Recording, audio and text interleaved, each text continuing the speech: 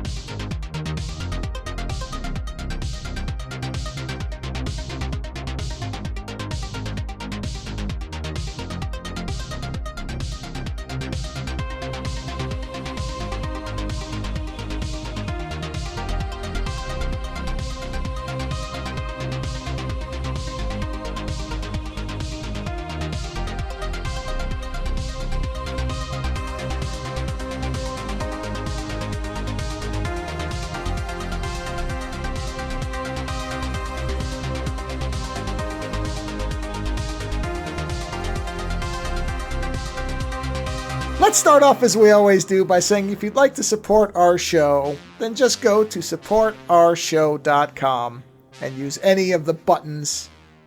I think they're square. Are they round? What are they? Shit. Hold on. They are... Does it matter? They're buttons. No, I like to be I like to be specific when I can. I just don't remember, and I think they're round. Are they round? I don't know now. No, they got to be square. No, they're square. Ooh, they're not rounded squares. Sorry about that. I might round them. I don't care for hard squares on buttons. When you didn't know, they were Schrodinger's buttons, and now you know. So yeah, but that's okay. I mean, they look fine. I'm just making sure PayPal's there. I spelled everything correctly. Oh no, yours still says Lintree. It's okay. It's pointless. You can take it off. Yeah, I might as well. Yeah. I'll put something. You know what? Hold on. I'm going to make a note right now on my phone for tomorrow. It can just say ghost. Because obviously I've meant to do this by now, so I'm going to go ahead and make a task. I was telling my mother this because she forgets things. I'm like, just instantly put in your phone. I run everything off my phone this way. I make notes like to-do lists for myself. Yeah. Support. Or you know what I'll do sometimes? I'll open tabs if it's something that I need to do or something I need to think about. I'll open a tab on my phone because when I open my phone, I'll look through my tabs to see like what's open, and I'll see. And if something, I know there's like there's got to be 50 different apps that you could just say save this. I really have to start doing that because I'm really bad about it. All right, there we go. Saved. Fix support our show site. Got it. Do you ever use all the links? All the links work. It's just one is misspelled. Was it Time Tree? You ever heard of Time Tree? No, my wife and I use that. My wife and I use that one because basically what it does is we can have a communal schedule, like a communal calendar, so we can both put in stuff. Okay, yeah, it's a shared calendar. And then on top of that, it has a whole section where you can put communal tasks. So if the other person does something on the list, Apple Calendar has that. Yeah. So I think that's built in where you can share it. So we just never use it. My wife and I never use it. Well, I usually just make notes to myself. My wife was basically wanted to try and coordinate our efforts. Sure, no, that's a good idea. Yeah. I mean, it's not a terrible idea to do that. No, it's not. It's just that very often you forget. But we should do more of a communal thing because I mean I could get in a car accident, and go into a coma, and now I don't want her to not know what's going on. Well, that's why you should definitely have some kind of. My wife is nothing, but she's taken all her passwords, and she's put them all like in one place, there's like a document, so I know how to get into stuff. Well, I have the thing where where if you don't respond or something, it'll reach out. It's all set up. See, I have a thing where my passwords are. I just realized the other day that my passwords are all so filthy. And my worry is that one day somebody will actually see them. Oh, yeah, that's not a concern for me. Mine are just indecipherable and 50 characters long. But you know what? I think that says something about us, like, who we are deep down, where it's like your passwords have this kind of like structured... I'm paranoid, and you're erotically filthy. And my gut instinct for passwords is just to like Tourette's out like bad words.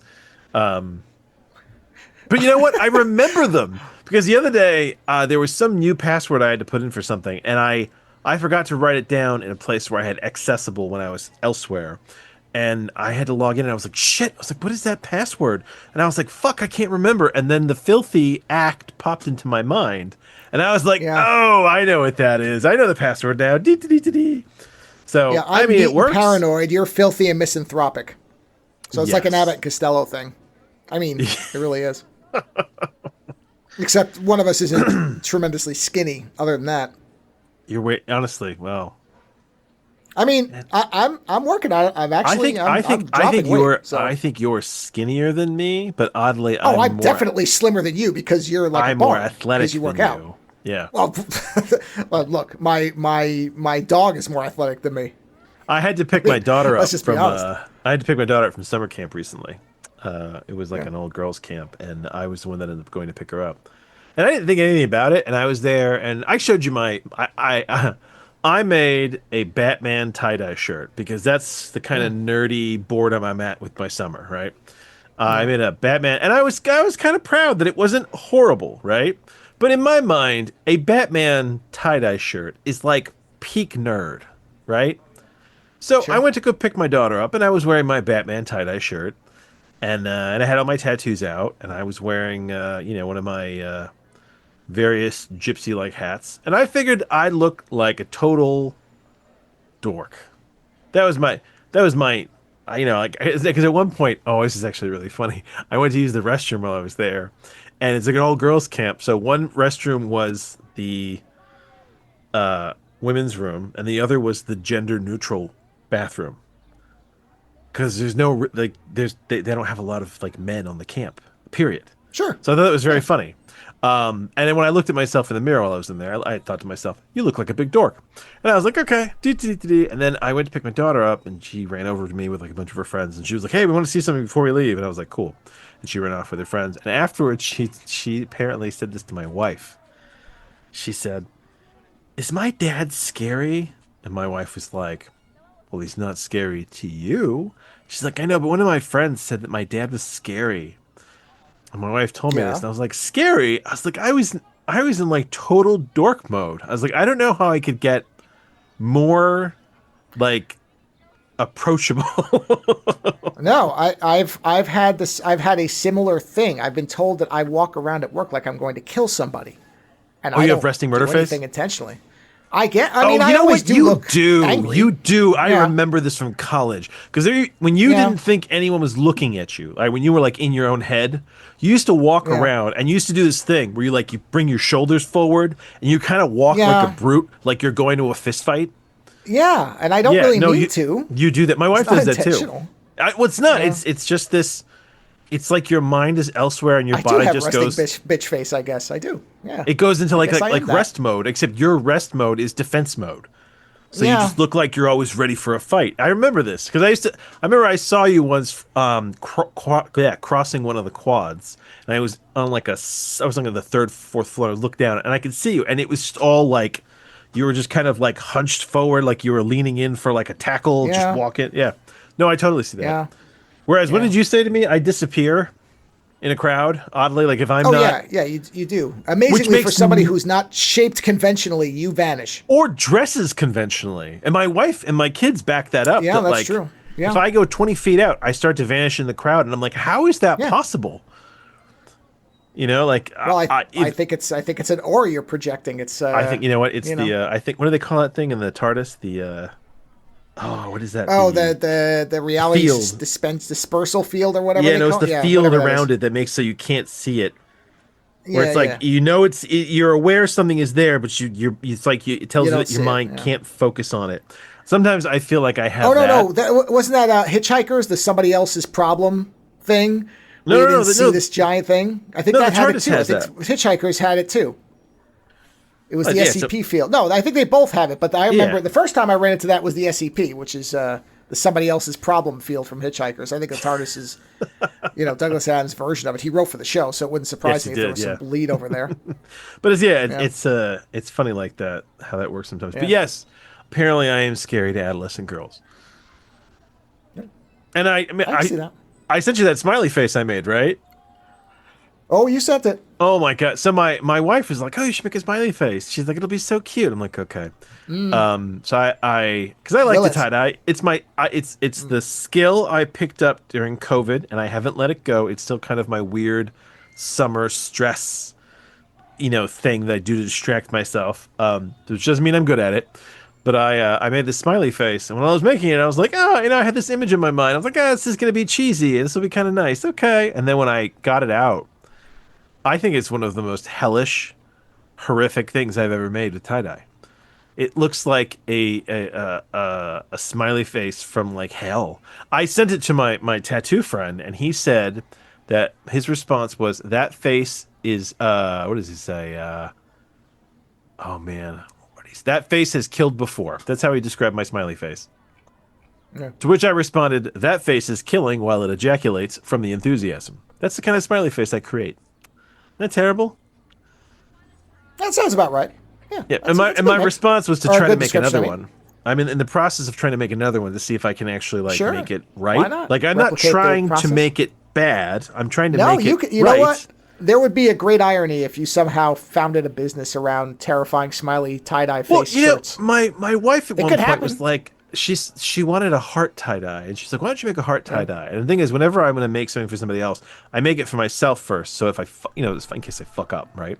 Because I have a lot of really cheap blank shirts I got as canvases, and so I'll make it for myself. And the funny thing is, when I make it for my wife, it's like artsy and it's pretty, and I'm like, okay. When I make it for myself, it always looks like the black hole at the end of Hell's Tunnel. I have one that the heart is all black, and it's black, and there's a red around it. Looks like the fiery asshole of the devil. And my wife calls me when I wear it the meanest Care Bear. I was like, yeah, I guess that works. The meanest Care Bear, I'll take it. But yeah, well, art doesn't necessarily give you what you want. Sometimes it just gives you what you need. Sure. Yeah, it's true. It does work that way sometimes. Do you have any other show notes or? No show notes. No, the Devs series has started. So I think I mentioned that last time. So that 4-parter is in process. Doug and I will be doing, I think we're going to do Lost Highway and Inland Empire for our Lynch double feature, which should be something and a half to get into. That's the plan. And a half. Well, I mean, you've seen Lost Highway. Have you seen Inland Empire or no? I have not seen Inland Empire. Yeah, the one with Laura Dern going insane with the stop motion rabbits, or not their live action, but no, I haven't seen that. I've seen Lost Highway. Oh. Yeah, well, Lost Highway, yeah, of course. But Inland Empire is worth. I mean, it's too long for us to watch it. That's the one with Bill Pullman as the two versions. No, I know that, but is Lost Highway his most conventional film? His most conventional? Yeah, No, because of all his movies, is the most conventional. Oh yeah, that one. You're right, and that one's almost that's straightforward. Yeah, hence the No, I think I saw that movie and I didn't believe it was directed by him. I thought it was somebody else. No, nobody does. If you would never in a million years say that if somebody didn't tell you and they said, "Well, who's the director?" I'll give you 10 guesses. Of his not totally normal movies, of his weird movies, I feel like Lost Highway is the one that a lot of people have seen. No, I think Mulholland Drive is the one most people know because it was so celebrated when it came out. So my bet would be that's the one with Naomi Watts, and she's and I don't remember what the other woman's name is. I always forget. Oh wait, she switches halfway through. Yeah. Well, it's Lost Highway too, but yeah. Yeah, actually, it is. Yeah. Fuck, now I'm confused. It is, but Mulholland Drive is the one with Naomi Watts and in L.A. and. That's the one that I think that was actually nominated for stuff, and that's why people have seen it. Wow, so the movies, okay, there's 3 movies that normal people, have likely seen. One is The Elephant Man. That might actually be the most conventional in general terms because it's a pretty straightforward movie. That it was produced by Mel Brooks. Yeah, that's great. Yeah, Mel Brooks, when he's finally gone, the story of his life, I expect to be one of the most riveting reads that will ever be made because there's so the much shit that people that don't he know used about to do. him. Yeah, as a producer, like he was kind of fucking fierce. Like beginning to end, he is one of the most remarkable human beings in terms of a filmmaker and a person who was involved in movies. He's like right up there with a Roger Corman type in terms of, wow, holy shit, people do not have any understanding of what this person did. But as far as the straightforward movies, Elephant Man is pretty straight. It's black and white, but it's pretty straightforward otherwise. It's the story of this person who lived a terrible, tortured life. But it's not Eraserhead. I mean, if you were to take the two black and white movies that he's known for, one is holy shit, and the other is, oh, that's really sad. And but top end actors, like a straightforward narrative. Oh. So it would be that. Yeah. Blue Velvet, a lot of people know, and that's that is on a weird the edge. Movie. That is a weird flick, It is, but it's not as weird as I think Lost Highway is stranger. Every time someone even says Blue Velvet, I hear Dennis Hopper in my head going, "Mommy, mommy." Yeah. But the thing is, if you think about Blue Velvet, right? There's no supernatural borderline characters. No, it's just fucked up people. Lost Highway has that one guy, right? The I don't even know if he's got a name. The guy who confronts Bill Pullman, he's like, "I'm in your house right now." And he's like, "What do you mean you are? You're here?" He's like, "I'm both places, don't you?" I don't even know if that character has a name. But there's nobody like that in Blue Velvet. Blue Velvet has weird people, but they're people. Yeah. I don't know that individual in Lost Highway is not a phantom. I don't know what he is, right? So I would say it's got to be Elephant Man, Blue Velvet, and Mulholland Drive because those got the most attention, and they're relatively straightforward. They are baffling. It's at times. They're not baffling. They have interpretive elements that are subjective to the viewer, but they are not a screaming lamb-headed embryo that the father cuts open while his radiator contains a chipmunk, cheeked woman singing about how in heaven everything is all right.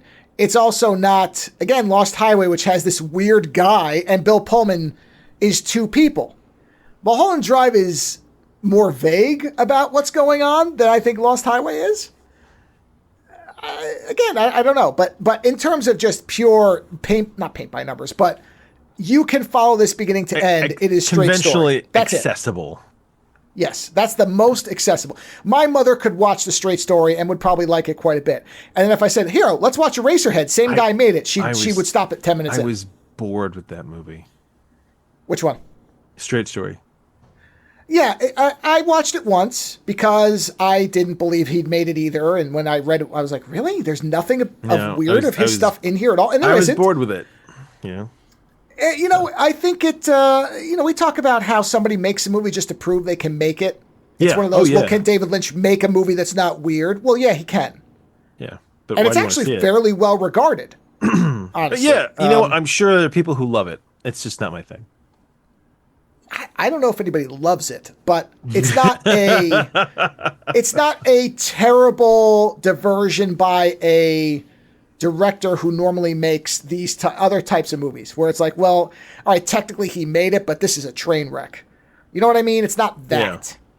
Yeah. It's a competent, functioning, successful movie that probably standard audiences would be endeared by. Would they revisit it often? No. Would they walk out with a fond memory of it? Sure. That makes sense. And that's not, again, I think it's because people probably said, you can't make a normal movie. You're too weird. And he's like, all right, I'll make a normal movie. And then you could all shut up. And they were like, yeah, but your movie's so normal, it's weird. Well, that's the thing. That it is what you want out of it. If you watch the straight story and you enjoy it, you likely don't, except maybe Elephant Man. Again, Elephant Man's the only other one that I think's a standard audience. Like, I could see my mother watching Elephant Man and saying that's really sad what they did to this guy, how he was treated. And it was a real person. It is a sad movie. The only unusual element really is that it's in black and white for a modern film. But outside of that, the unusual is the director is who he is and the producer is who he is. And neither of them usually make that type of movie. But a conventional moviegoer doesn't really give a shit about those things. Yeah, I know. They're looking at the movie, right? So as far as a movie, if you didn't know anything about how it was made, Elephant Man, Straight Story are the most conventional ones, where they just operate on the standard movie-telling track. There's nothing that out of the lane of normal filmmaking. Yeah. Not much of the rest of his stuff could really be... I don't know why. Wild at Heart, kind of, but not really. Wild at Heart is sort of... That is kind of a strange niche movie, isn't it? Yeah, well, I mean, the characters are cartoonish. Yeah. So that's the thing. It's like they don't seem real. Oh, shit. I never got to fucking show that to you. Hold on one second. Show me what? I meant to show this to you like 2 shows ago. And we just lost the lineup. So go to. You may send you an image. Or you want to type something for me. Send me the image. Go ahead. Okay. Hold on. I mean, unless you want me to type it in and see what I get. No, just type it in. Type in Nick Cage, right? Yeah. Pink jacket. Nick Cage, pink jacket. Do the image. Oh, yeah, I've seen this. And you see the back with the Superman and the wings? And the poodle. Oh no, I've seen this. Yeah, it's great. That is such this made the rounds when this picture was taken. Everybody saw. Oh my god! I was looking something else up on like 2 shows ago, and this for some reason popped up off something. I was like, has Joe seen this? Yeah, I mean, you can buy that, right? You can buy a replica of that. I don't need a replica. I was trying to understand the logic of it. I was like, the wings, the Superman, the poodle, like. What's that? No, it's not meant to be logical. It's not meant to Nick be Cage, logical? look, he knows what the view of him is, and he plays into it when it amuses him, and this is just one of those things. Oh, speaking of cages, I like him for it. How weird is Carl Urban in Mortal Kombat 2? I think it's great. Like, he's a great pick. Don't get me wrong, it looks funny to me, but I thought they were like it feels more comedy with him in it. The first one wasn't a comedy. No, it is. No, the first one isn't a comedy, but Johnny Cage is a comedic character. Okay. They've played that up quite a bit, and he is older now. In fact, in the new one, he goes back and fights his younger self. Or no, maybe it was the previous one where he goes back and fights his younger self. Yeah, in the game. Okay. Yeah. So this all fits in with Mortal Kombat. Yes, the first one was trying to do it more seriously. Yeah. And that's why I think they didn't bother to have the Johnny Cage character, because he is inherently, he's a funny scumbag. So that's why I think in the first, if I had to be honest, I feel like the first one, which I watched and I was fine with it. I feel like the first one, they were trying to figure out what people wanted out of a modern Mortal Kombat movie. And I think what they figured out is they want it to be a little bit more over the top, and that's why they're now focusing on Johnny Cage as the. Johnny Cage. Well, yeah, because the reality is there's only a few characters in the Mortal Kombat video game series that you can really use as audience surrogates. Now, there are multiple human people who are unaltered. Yeah, but for somebody who to stand up and go, "What the fuck is this?" Yeah. Yeah, really, you would have to either use Sonya Blade, and they put her in the first movie. They tried to just make a generic person for the audience surrogate. Nobody liked that. That was a stupid move. And everybody said it should have just been Johnny Cage, but they didn't want to do it funny. They wanted to do it serious, and that's, I think, what they figured out. But really, it's Johnny Cage. It's Sonya Blade. You could do Stryker, but nobody likes Stryker. That character sucks, so they're not going to use him. No, I mean, they're just not. They're not going to use that character. But he's, I'm thinking of unaltered, non-magical human beings, because that's what you want as an audience. Yeah, and the thing is, honestly, how does Cage not get his ass kicked, considering the odds he's against? It's okay. Now, this depends, of course, on what the interpretation of him is. So, the way that I think they're going to explain it is they've flirted with the idea that when you're in the, what do they call it, the overworld, or whatever the dimension they're going to call it. All powers are equalized? No, it's not that, but his inherent goodness manifests as a power. So in the game, he does technically shoot a green fireball, even though he is supposed to be just an actor. And in one of them, they kind of messed around with the fact that, if you are a pure soul or whatever phrasing, that you can draw on that as an ability. Your chi. You can draw on your chi. Yeah, sure. That's probably what they'll call it. They'll probably call it chi. But, like Liu Kang is the reincarnation of a dragon god, so you can't use him. He's not really a normal human being, unless you make it where he thinks he is, and then he gets there and he suddenly isn't. Johnny Cage, like I said, Sonya Blade was just a special forces person, but they've already used her. Jax was a cop, but then he has cyborg arms. Yeah, cyborg arms, so that's done. Like I said, the only other one who's really just straight normal is Stryker, and he's a dick cop. They're not using a dick cop. So it ain't happening. And nobody else has enough name recognition that anybody would care. That's where you kind of, So they got Mr. Sci-Fi himself, Karl Urban. Yeah, and plus Karl Urban is one of these people who seems to have fun with this stuff and doesn't care. He likes genre movies, so that also helps. He seems to have a good time doing this shit. I think he's just trying to drum up. Oh wait, did you see the thing about? Is this a rumor that Taika Waititi wants to tackle Judge Dredd? No, apparently he is making it. He is making it. Okay, so it's not a rumor. That's what they've said. He's making it. I'm kind of divided by this because I'm not. I think it's a terrible idea. Hold on. Yeah. And I have an argument for why it's good. So I really like Karl Urban's Dredd, right? Yeah. But I do acknowledge that there are two ways to interpret Judge Dredd. There are people who will look at Judge Dredd and will be like, oh, he's so fucking badass. And that's the thing, is that you can watch Karl Urban as Dredd and be like, he's so badass. Judge Dredd is also a statement on, authoritarianism and fascism. And Taika Waititi, I think, is going to basically come at that angle of Judge Dredd. Hopefully he's gonna use it to kind of lampoon fascism. Because that's what Judge Dredd was supposed to be, making fun of, the degree to which this goes. I mean, if you read that comic closely, Judge Dredd is an asshole.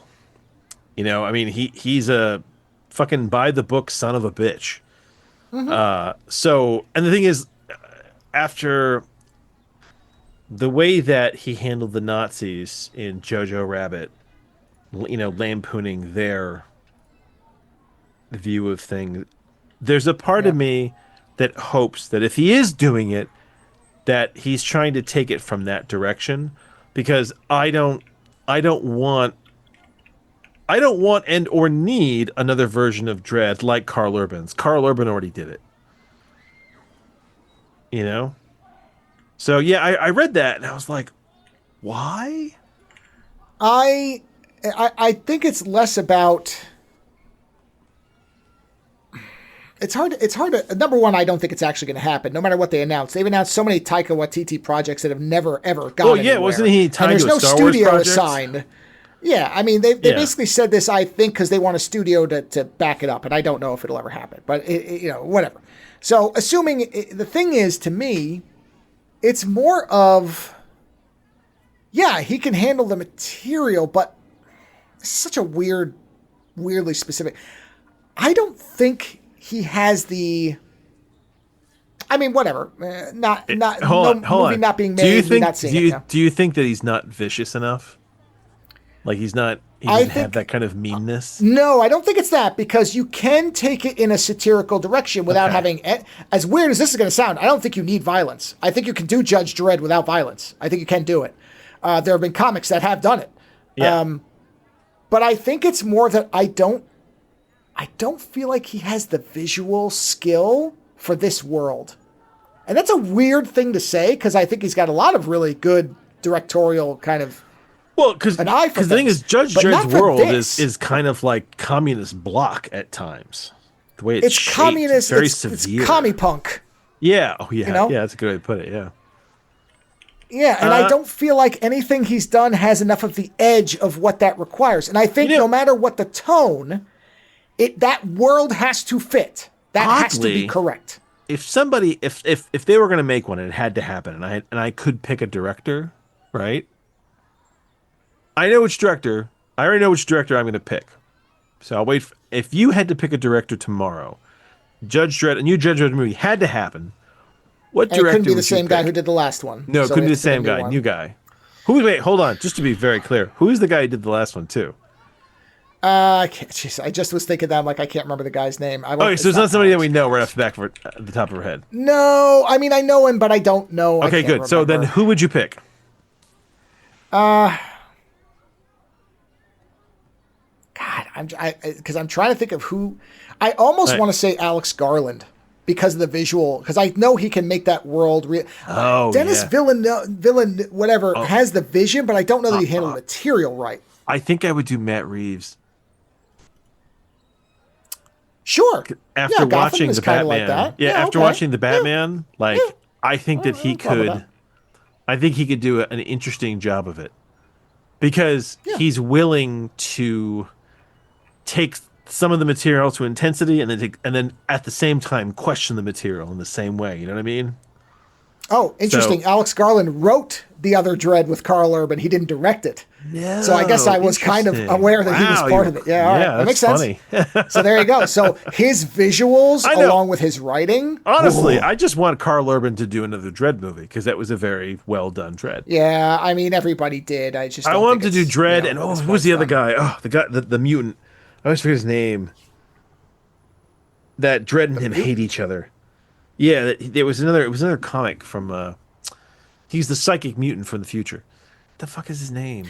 Oh, from the comics. I thought you meant in the goddamn movie. I was like, the mutant. What was his name? What is that guy's name? Actually, I would like the Angel family is good. They just butchered it in the Stallone movie, but I like the Angels. They're great. The one who does the dial on his head to go crazy. Like that whole family.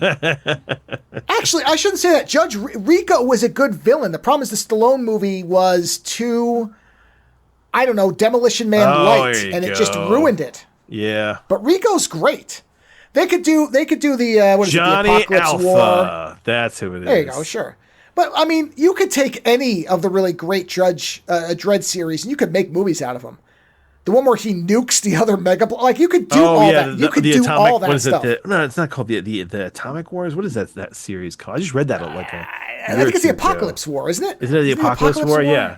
Where it's the Russians so versus the Russian bloc versus the U.S. bloc. Yeah, like and the Russians. Honestly, the Russians almost win. I mean, they pretty much got the U.S. on the back foot at that point. No, there's lots of good. No one's done a really good job of Judge Death. Outside of the comics. Well, okay.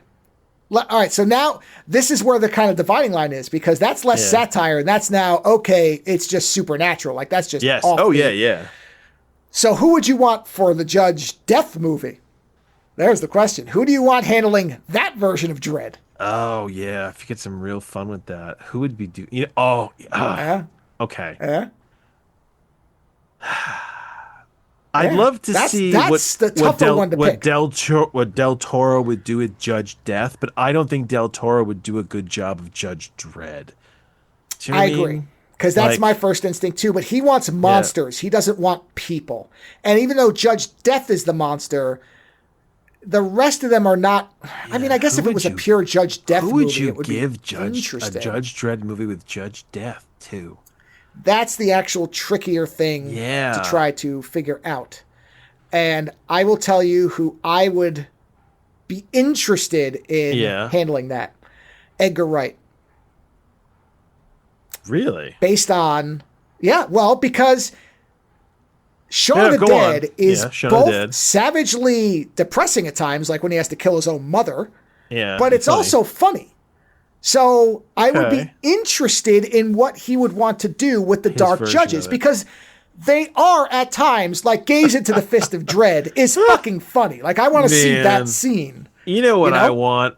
I realized it just occurred to me what I really want. I'm never going to get it. Just be very clear. Yeah. I want a Judge Dredd movie by Francis Ford Coppola. Oh. That would be interesting. Wouldn't it? I don't. So you see it, right? He wouldn't.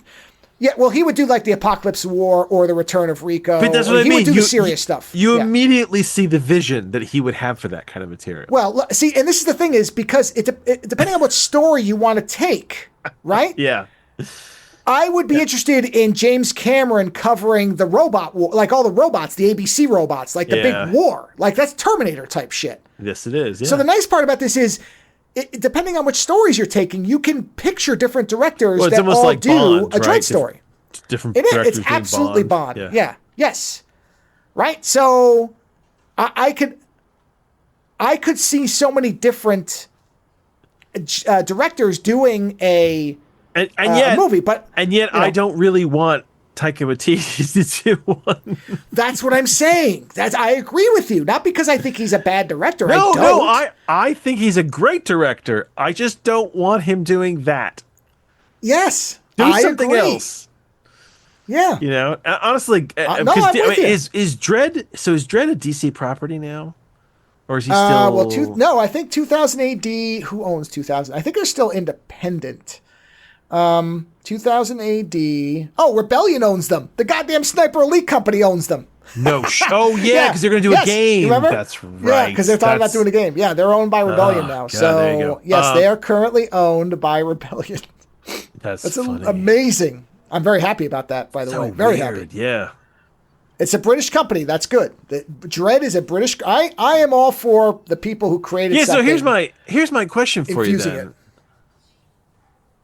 What is Dredd supposed to sound like? Is he supposed to be American, or is he supposed to have some kind of future weird kind of place? No, I'm pretty sure he is supposed to be American. I'm pretty sure that the megacities are considered American because I think it's lampooning the American kind of infatuation and then there are with British guns city blocks as well. Yeah, the character let's see. Let's make sure. I could be wrong about that. Let's see. Judge Joseph because it was the Soviets and then it was the was it Mega City 1 is Mega City US. 1 is it's the Eastern Seaboard is Mega City 1. So he's American.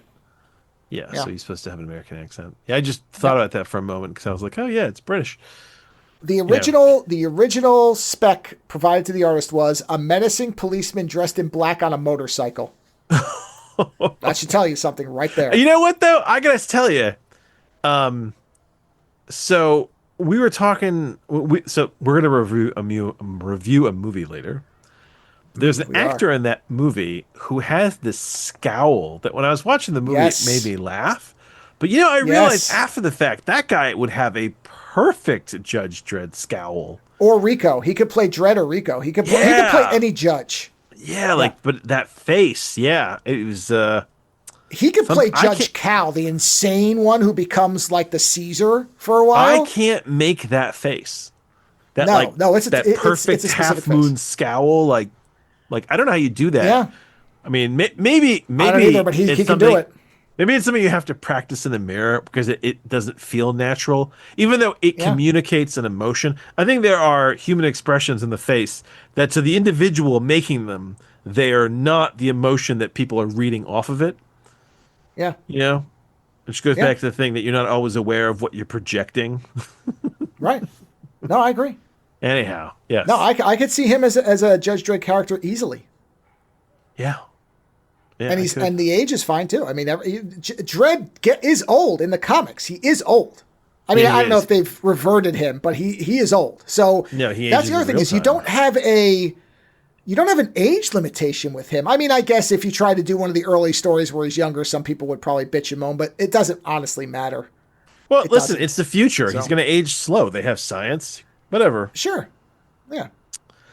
Science. Science. And they've cloned the clone of what do you call it? Because they've made so many clones that are similar to him that you could you could have younger, older, fighting himself, all that shit. There's 2 Judge Ricos in the comics, as I recall. One is a direct copy where he looks identical, and the other is a different clone copy, which is fucking weird. But there are 2 Judge Ricos. But I think one has his last name and one doesn't. The last DLC of Mass Effect was Shepard going against one of his own clones. That's true, yeah. Because there's the good clone and essentially the bad clone because you're both clones. Because the real Shepard died. So that's such a sad detail. Also, I do remember the artists involved drew him both to be a black man and a white man on purpose. Oh, because it's black and white. Yeah, because it was black and white, so they would try to draw him in a racially ambiguous fashion. Oh man! So that you could never pin him down. Yeah, but everyone assumed he was white because he was a brutal cop. Yeah, and then eventually they just made him white because I guess there was a decision made that they wanted to be careful not to do something. Well, I think it was more that's an interesting idea, but man, you better have story consistency, otherwise you can veer into really bad material.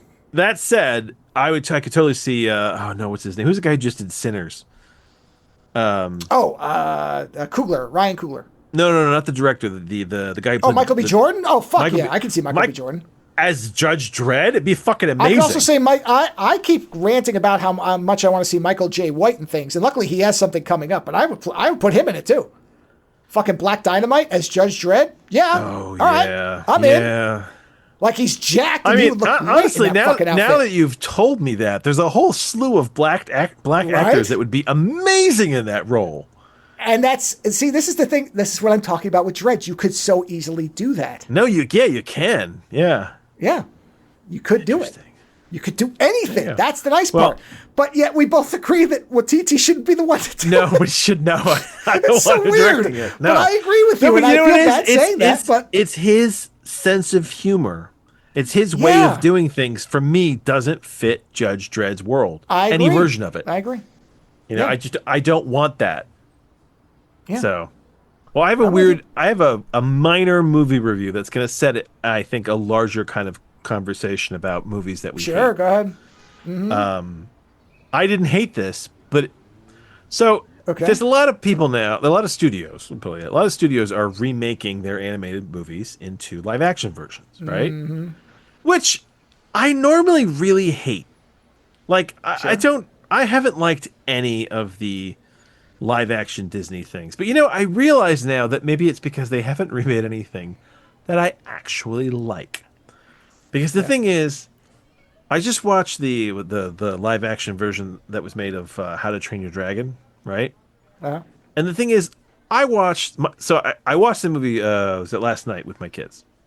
And the thing is, my kids grew up watching those movies, and I actually really like them. I think that they're the originals, the animated movies. I think those movies are incredibly well done. They're very sweet. I like them. I like them very much. Like that. Of all the kids' I just want to make sure you watched the live action adaptation.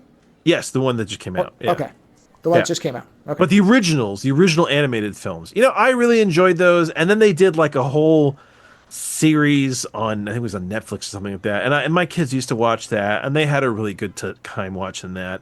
And this is one of those things where it's like, maybe it's because it's something that they grew up watching and I watched with them. It's kind of like Ninjago. Like, I have a soft spot. You've never seen Ninjago, I'm sure not. But like Ninjago, no, I just know what it is. I have such a soft spot for Ninjago because I watched all of those shows with my kids. So it's like, I still remember the names of these ships. You're right. And Sorry, it is Ninjago, not Ninjago. Yeah, Ninjago. Yeah. Ninjago Unchained. Go on. Yeah. So I watched the live action version, and I was kind of prepared to be let down. And I actually found that I enjoyed it. I didn't need it. And I think that's the thing is, I didn't need it. It wasn't something I was hoping Hollywood would do. But I watched it with my kids, and you know what? We all enjoyed it. We had a good time. I don't know if it would be as good as it was if we had not seen all the other stuff, and we kind of it didn't have everything. And this is kind of a funny thing. It's like Ghost in the Shell, right? When they did the live action with Scarlett Johansson, the problem is when you watch a movie that's based on a material that you've seen so much other stuff for, if they get it even kind of right, you like it because the visuals are right. We understand why they use Scarlett Johansson. It's an old argument, but outside of the fact that she has a Caucasian face, overall she looks right. Bateau looks great. The world looks great. Like the Ghost in the Shell movie looks right. And the thing is that because, like you and I, we watched the show, we watched the movies, because they got it right enough, I think we enjoy it more than somebody who hasn't seen any of that other stuff, because there's there's such kind of like a story pillow around it, like a. Mm-hmm. So with this, I think that I really enjoyed How to Train Your Dragon because, like I said, it's got this sentimental value. I watched this movie with my kids. We grew up with it. And so I actually really liked it. I thought the fact that they got, was it Gerard Butler does the voice of the character in the animated movie, and the fact that they just went and got him to actually play the character because they realized that he could do it. I thought that was very funny because so when you hear him talk, he sounds exactly like the animated version. I think he's the only one they were able to do that with because I was really hoping Craig Ferguson was going to be it because I love Craig Ferguson. But, I guess he didn't really fit the physical profile of what they needed. So instead, they got Nick Frost. And honestly, Nick Frost is very good. They changed things a little bit here and there. But otherwise, they kept to the larger story. And the thing is, it's a live-action kids movie. It's not, it's not some rated R version of it. It's still just a kids movie about Vikings who basically realize that rather than fight dragons, why don't we just fucking ride them? And in that respect, it's very cute. I watched it with my kids and they loved it. And it set off this kind of larger question in my mind where I don't need them to make live action versions of animated movies that I've enjoyed. However, if they make certain live action versions of animated movies, I might go see them because I realize that it's just that they haven't made any that I really want to watch. I mean, I didn't run out to watch this either. I was on streaming and my kids wanted to see it, so I was like, cool. But do you know the Atlantis movie they made when Disney was trying to suddenly get hold of boys? Did you see that at all? I didn't see it, but I know of its existence. Yeah, that I actually really like that movie as like a fun, science fiction-y, almost like a Jules Verne adventure movie. And if they made a live action version of Atlantis, you know what? I'd probably go see it and enjoy it. I don't need Snow White. I don't want Snow White or Sleeping Beauty or any of these other fucking movies. But at the same time, yeah, I realize that I don't mind the live action versions of animated movies. I just want them to do the ones I want to watch. I mean, to some degree, they're doing it all the time. I mean, One Piece is a live action version of an anime series, and it works really well. I mean, honestly, the DNA is so close to the original anime; it's fucking nuts. Ghost in the Shell. The thing is, I think they've been doing this for years. We just never really put our foot down. I think what annoys me the most is that with How to Train Your Dragon, the dragons are all CG, right? So basically they're animated, right? They had to be. But the people are real, and the sum of the set is real, because, there's a lot of green screen. But, when you watch, Sleeping, what is it, Beauty and the Beast, right? Most of that movie is CG. I think what really fucked me up was that movie was basically animated with, live actors kind of strolling through it. Half the cast is a talking candlestick or a clock or some shit, so they're all CG anyway. And Sleeping Beauty, they didn't even do the dwarves in live action. They fucking did CG dwarves. I think is there only 3 people, actual people, on that whole movie? And maybe that's the problem. Is if you're gonna do a live action version of a movie, then why don't you do a live action version of a movie and use the CG only where you really have to? Right? So, the dragon people couldn't get dragons because they don't fucking exist. But you could get dwarves. You could get little people, right? It doesn't all need to be a CG forest. That movie is basically the intro to a computer game at this point. And maybe that's, I guess, the turnoff from me is that, if you're gonna, like Ghost in the Shell, there's a lot of CG in that movie. But there's a lot of real in that movie. And they tried to make a lot of stuff, actually have kind of sets. Don't get me wrong, the cityscape is all fake. But remember the geisha robot that they actually built? That its face pops open? It's that we haven't gotten to the point yet where we can no longer tell the difference between what is real and what is fake. And on some weird level when you are seeing something that's real and you connect more with it.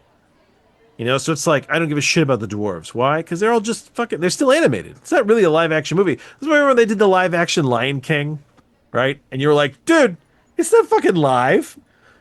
You just made the animals look more realistic, but it's still all fucking animated.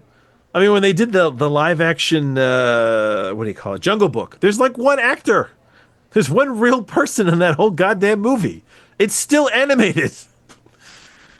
So, yeah, it definitely raised an interesting question in my head of that, you know, maybe they just aren't live actioning the movies I actually want to see, you know?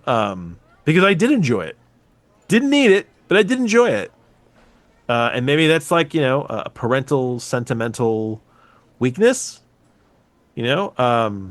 Yeah, whereas, you know, so much of this live action animated stuff does end up being kind of shit. And I think it is shit because it's still just so animated. You know, they're not actually trying to make it real. I mean, really, why would you make a live action version of The Lion King? You can't make a live action version unless they were going to do it. Remember when they used to just make the animals' mouths move, like in Babe? Oh yeah, of course. You know, where they would just like CG the animals. I'm pretty sure that's how they did. They CG their mouths. Like yeah, Babe. I think so. Yeah. Babe is a great example of what The Lion King should have been. Get me real animals. Then I'll be impressed with the trainers and their CG mouths. But you didn't. You just CG'd all of it. So it's like, right. If anything, you're showing me how good your computer graphics are. But it's not live action. Yeah. Anyway, I was curious what your point of view on that sort of thing is. I mean, as far as making live action out of animated stuff, I don't really necessarily have a problem with it. But I think, like you said, most of the time it's just not done with any real point. And I don't know that you can... What's the word for it? Anytime you're going to remake something, and that's what this is. This is remakes. Yeah. I don't care the fact that it's a different, type. It's still a remake. You're remaking something that already exists, right? Yes. I think there's two reasons... Well, okay, sorry. There's three reasons that you should remake something. One is that the original was unsuccessful in some way, but has a potential that you feel you can realize. We've talked about this with movies where I don't think they like to do that at all. I think they want to remake it if it was a big hit at some point. Well, okay. Well, that's not a good reason. I'm saying good reasons. Okay, no. So I'm giving you the three reasons why you should do it, in my opinion. One is the original had a problem of some kind, that you feel you can improve on. Okay, like I said, number of B movies I've talked about, I'm like, boy, they were so close to having something here. Killer Workout. I literally wrote a thesis, a final test thesis on why Killer Workout a dissertation, a dissertation, better word, on why it was an imperfectly made comment on how women are treated in society. Now, I don't really know if the filmmakers intended that, but I saw that there. I saw 80% of a good version of it. That's the beauty of it. That's the criticism and analysis. That it's never what the artist can intend what they want, but what you then see and pull out of it means just as much. That's why art is so powerful. That is one reason. We can make a better version. So the opportunity to take an idea that didn't work but make it work because it does have elements that are important or interesting. Right. Exactly. So that's one. Two is you want to take the kernel of an idea and do something completely different with it, retaining just the bare essence as a starting point. The example of that would be the Suspiria remake. I adore the original Suspiria. I adore the remake. But now we're talking about radically different. But now we're talking about remakes rather than but it's all remakes. Movies. It doesn't matter. That doesn't matter. So you think they should treat? Question. You think they should treat animated movies like they're making remakes? Don't just because the thing is, unless I'm going to say the How to Train Your Dragon movie. There are elements that they played with, little elements, but largely it is almost like a shot per shot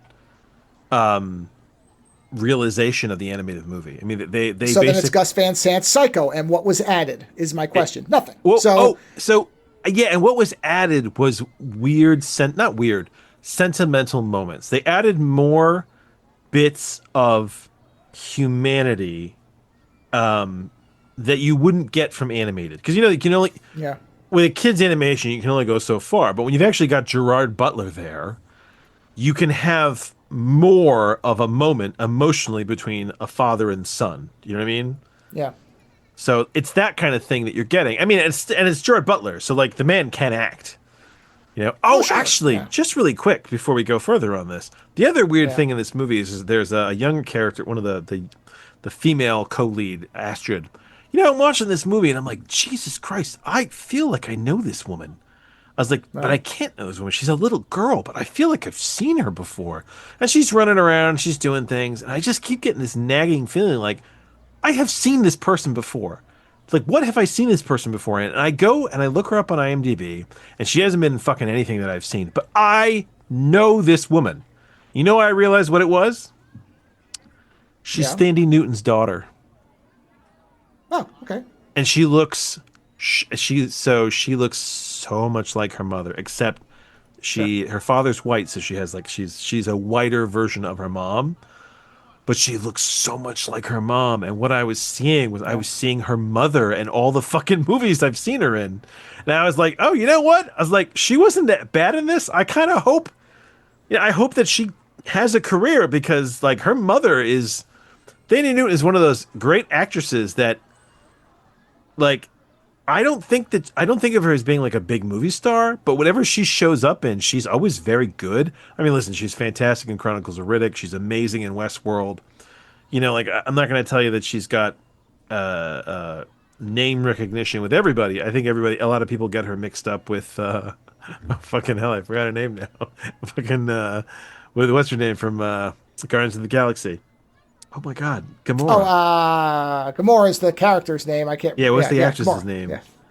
I don't remember. You can't remember either. Yeah, those two actresses. Zoe Saldana. Yeah, so apparently yeah. Joey Saldana and Thandie Newton look so much alike that their own mothers have mistook them before. I read an interview with that where somebody was like, "Oh yeah, I thought it's very funny." But either way, Thandie Newton is a great actress, and she is very different from Saldana because I could not see Saldana pulling off the Chronicles of Riddick. Like that to be kind of like that powerfully nefarious. They are both equally very good actresses, but they have different strengths. But it was fucking weird seeing her face on a younger body and sitting there going, who is that? I know this person. Like that kind of genetic recall of it's just weird. It's like you know what? It's like somebody did a remake of Thandie Newton. That's what it was like. Sure. A genetic remake. So anyway, go on. You had your rules. The first rule of Fight Club. And the third one is the one that I think it's hardest to find an example of being done, although maybe you just named one, which is that the live action does something that the animated can't. Most people will make the argument the other way.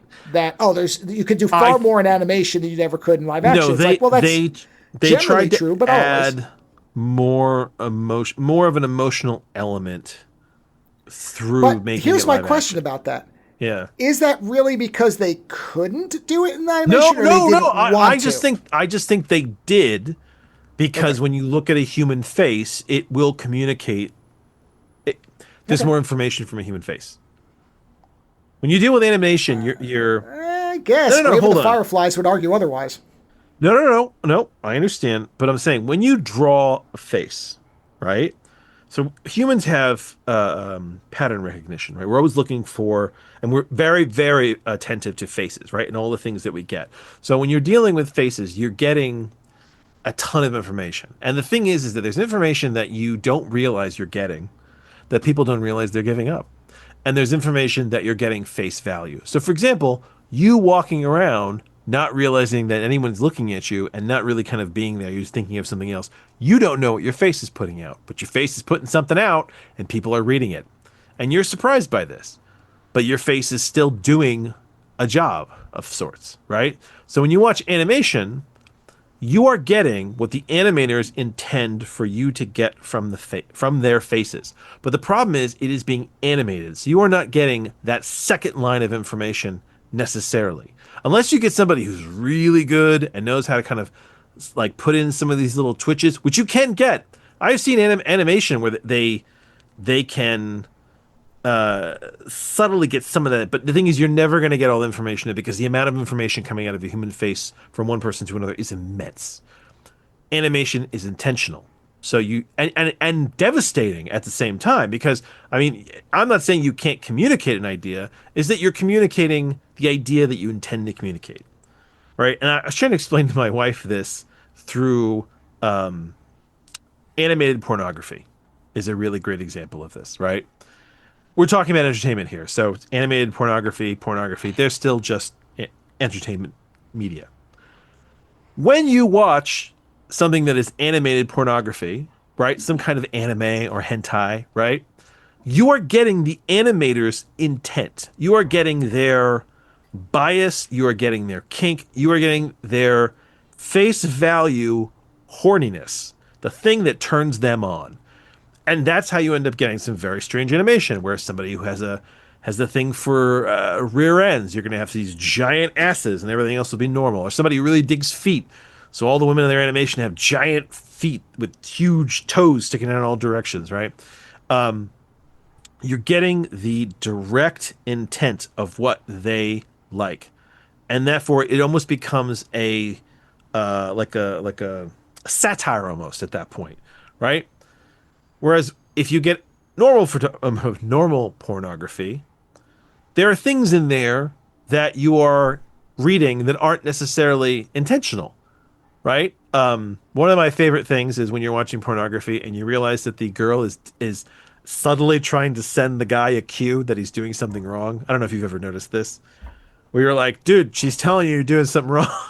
And I've read about this, where it's like when you're in a shot, you're not supposed to, let on that something bad has happened, but at the same time you're trying to, yeah. But there's all this information. There's all this other information that you're reading from actual people doing a thing.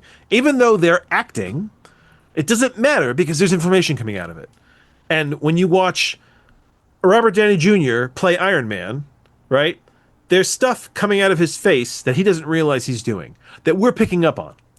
That when they animated it, it's not the same. So like, they did the What If series, and they tried desperately to kind of find a way to create an animated version of Robert Downey Jr. as Iron Man, and it doesn't work because there's something else going on with Robert Downey Jr. It's Robert Downey Jr.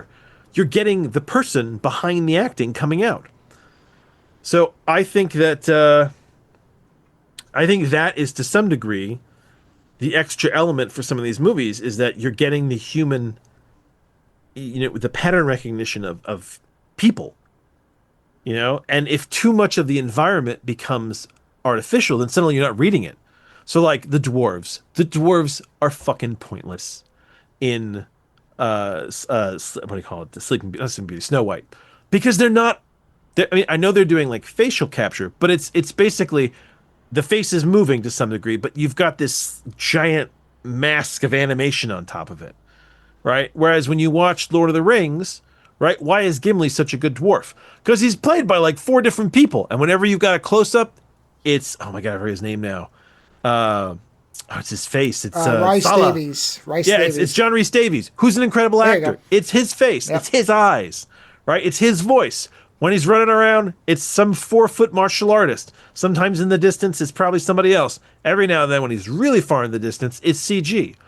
But when you need an emotional moment, they fucking zoom right in on that goddamn face, and you see John Rhys Davies acting his fucking heart out. And that's why that dwarf works so perfectly. And that's the thing, is it always comes back to people, whether we realize it or not. We are connected to each other's faces, and we are always reading information, whether we realize it or not. So anyway, I'm sorry that I just totally went off on a rant there. No, that's it. That was my third one. Well, you think that the change of medium can do something for the story? Do you disagree with that human element? I don't disagree. I think animation can do it. I don't think it's something that animation can't do. I think if you're talking about 2D flat animation, yes, obviously it's trickier, but we're way past that being the only way to do it. So I don't think it's something exclusive to one medium or another. I don't think any medium has a lock on how to express what the director intends. Okay. So I think that if you're doing motion capture, those things can be conveyed. I'm playing Death Stranding 2, and there are scenes in there that are indistinguishable from real, and there's lots of subtle little things that are not. No. But my question to you is motion capture, right?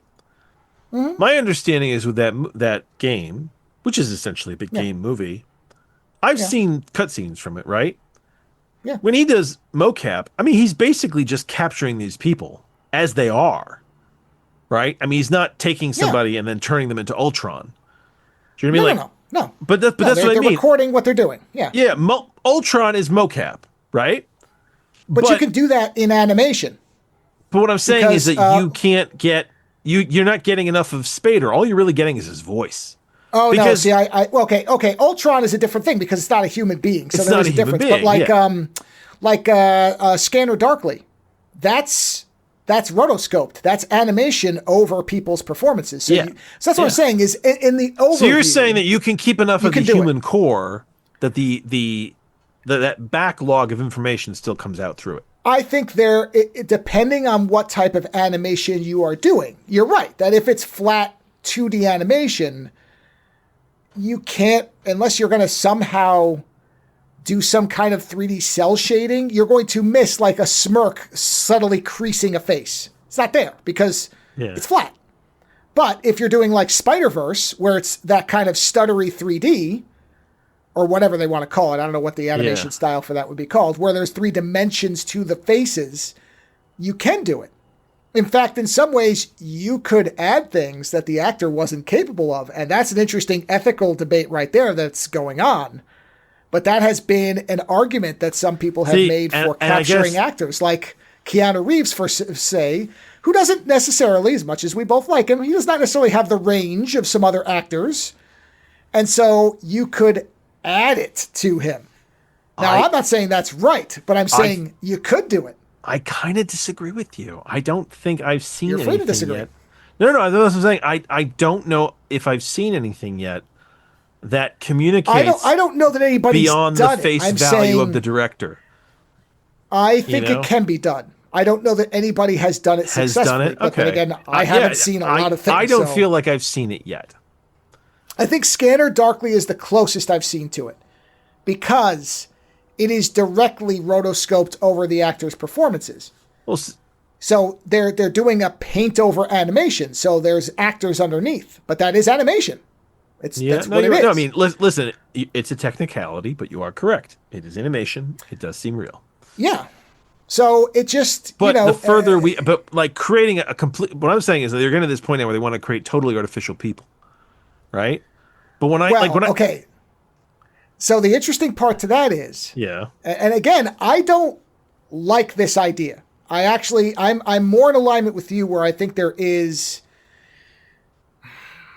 It's tough. It's tough to properly frame this. You could do a 4-hour show debating. No, hold on. So you remember when they did? Oh God, what was the original GLaDOS? Right, the voice of GLaDOS is a real person, right? Yeah. And when who was it who did their voice and they said it sounded too much like GLaDOS and you realized it was a real, is it the Apple voice? Is it Siri? Yeah, Siri. Is it Siri? The original Siri. A real person? Yeah. The original, there were, I think, 2 people. I think it was 2 different women. Yeah, fascinating to me is that the original voice that they used for their kind of digital, is a human voice. They didn't just digitally make one because they understand that a human voice, the more human a voice a thing has, the more you will connect to it because you hear a humanity. I don't think that the AI, everyone's like, oh, you can't tell the difference between this and the real thing. You can tell the difference because when you look at their faces, they are not alive. And I don't mean like, you can see that they're robots. Like, I don't feel that they've figured out yet how to animate all that extra information that we are putting out when we don't realize what we're doing with our faces. And maybe at some point the computers will map it and they'll build a whole virtual reality and we'll all escape this melting world there, or something. But I don't know if I'm there yet. I don't think I've seen it. Well, yeah, and I'm not saying I've seen it either. I'm saying, do I think it's possible? Yes. So that's where I don't think it's something animation can't do. I don't know how much effort it takes and expense, so we may never see it because they don't feel it's worth it. So it's not me saying, here's 10 movies that do it. I wonder if they don't, but I wonder if they don't want that in a movie, because in a movie, the director wants his vision communicated. And to some degree, there are directors that get annoyed that the actor takes over the role. Well, okay, but what you're talking about is a subtlety that most directors won't care about. So, the little things that actors add, unless it's blatant, like, if the scene is supposed to be that a woman is getting stabbed in the abdomen and is in pain, and instead she looks like she's orgasming, they might say, we need to retake that. Right? You know what I mean? But that's not a subtle cue either. What's his name? Oh, God, we just saw the one where he fights Willem Dafoe in the street. Michael Pare. Michael Pare, yeah. Streets of Fire. Yeah, Michael Pare does not have an amazing range as an actor. Right. I mean, you're kind of getting him for some of these people they're kind of getting for the look of them. You know what I mean? I agree. But Robert Downey Jr., if you get Robert Downey Jr., it's always Robert Downey Jr. in a role. In fact, the only movie I've seen Robert Downey Jr. in, right, where I didn't see Robert Downey Jr. for a while, was Tropic Thunder. Yeah. And that's because he looked so different, and he had a different voice, and he even changed some of his mannerisms. But then watch a movie for a while, you're like, oh no, there he is. I see it. Okay. We end up liking actors because we like the actors, and then we like their roles because we like those actors. Kurt Russell is Kurt Russell in everything he does. But we like Kurt Russell. I mean, like. I am agreeing with you. I'm just saying I don't think it's something that is beyond the capability of animation. I just don't think. I'd be interested to see if someone could do it, but I feel like this current way that they're live actioning certain animated movies, if you're going to make a live action version, make a live action version. Don't just make it more complicated animation. That's not live action. Make it real. Get some real dwarves. Make it actually in a forest. Get some real sets. I still think that practical effects are some of the most amazing ways to make a movie. I agree with you there. Connectable, Sure. But it's expensive, and you got to build things, and you can't just. It's expensive, and it takes talent, and CGI plugins are cheaper, and anybody can use them. So this is part of a larger kind of if somebody doesn't have the money and talent, would they have ever made it to begin with? No, they made what they made. So is it better not to exist than to exist in an imperfect form? No, I believe that things should exist. If you can only make it in an imperfect form, it's more important that it exists than not. I'm just saying that a lot of these movies already exist. Well, and that's why I said there's only really a handful of reasons to remake something. Yeah. And that's why I think like something like the Ghost in the Shell. I do largely agree with you that if it already exists in one medium, you have a hell of a hill to climb to justify moving it to another one, especially if it's good. Changing it radically. Yes. Yeah. And the thing is, I think that's why the idea of a Suspiria remake to me was ridiculous till I saw the new one, because I went, you can't. That was a time period and a place that could not be done again. Sin City. So they did something different. I loved the Sin City comics growing up. Yeah. And you know what? I thought that the movies were phenomenal, but they basically just copied them shot for shot. Well, they did, yeah. And they were. Would you say that the movie is the better version? No, because I wouldn't.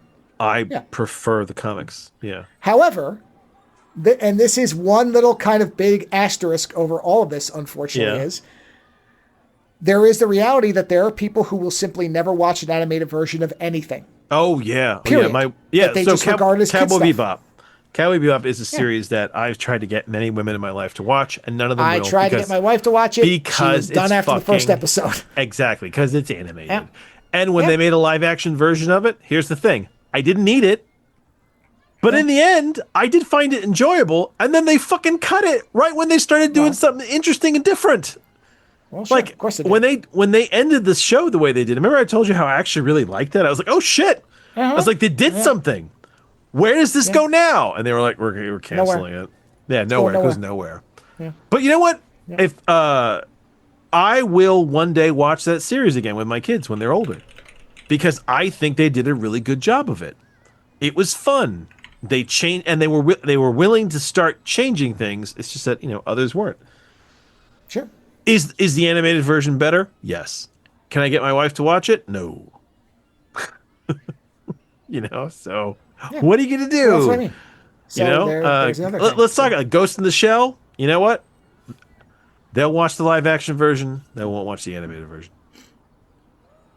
And that's fine, because as the person who created it themselves has said multiple times, it can exist in whatever form we want, because it's already existed in so many forms, even before it went live action. So who cares? Yeah, the comics. God, the animated things are all different. Yeah. Yeah, and it's good to have. Listen, there's all these different dimensional versions of things. So it's like, I'm cool with it. Just if you're gonna give me a live action movie, then fucking make it live action. That's all. Is what it is. So, yeah. Sorry, I was checking. I don't know if Ghost in the Shell Innocence ever came out in a 4K. Oh, I need to rewatch that. It must have. Never come out in 4K. Nah, don't say that. No. Did we see that together? Oh yeah. No, because I actually saw that in a small art house theater in San Francisco by myself. Yeah, and I saw that was very Egyptian themed. Yeah. It was very neat. Yeah. Yeah, it's funny. And yes, it is on 4K. Before we continue, what is one of the more unique, broke-ass, memorable sort of cinematic experiences you have on the first watching of a movie? That's probably... Because I have two. I have two weird ones that are memorable. One is I saw The Relic, right, which is a really good horror movie. Mm-hmm. I saw it in a theater, and there was only two people in the theater, me and another guy, and he laughed hysterically through most of the movie, and that was weird. I saw in the theater. There was nothing unusual about it. It was probably a quarter full. Nothing unusual happened. The first Matrix movie. Yeah. The entire theater lost its fucking mind about halfway through. Really? Because we all kind of realized, because we realized, holy shit, this is way better than anybody thought it was. Oh, yeah. I think the part. I remember when I always remember this when I watch it, is when he shows up on the helicopter with the fucking minigun, and starts firing that thing in slow motion. Everybody started screaming. Everybody, because he was coming to save Morpheus. It's like, this is it. Yeah. And it is. It's fucking unbelievable. And I remember because again, this was nobody knew what that was at that time. There was nothing quite like that. So I think a lot. The theater was, because it was a first weekend showing, and I was interested, so I went.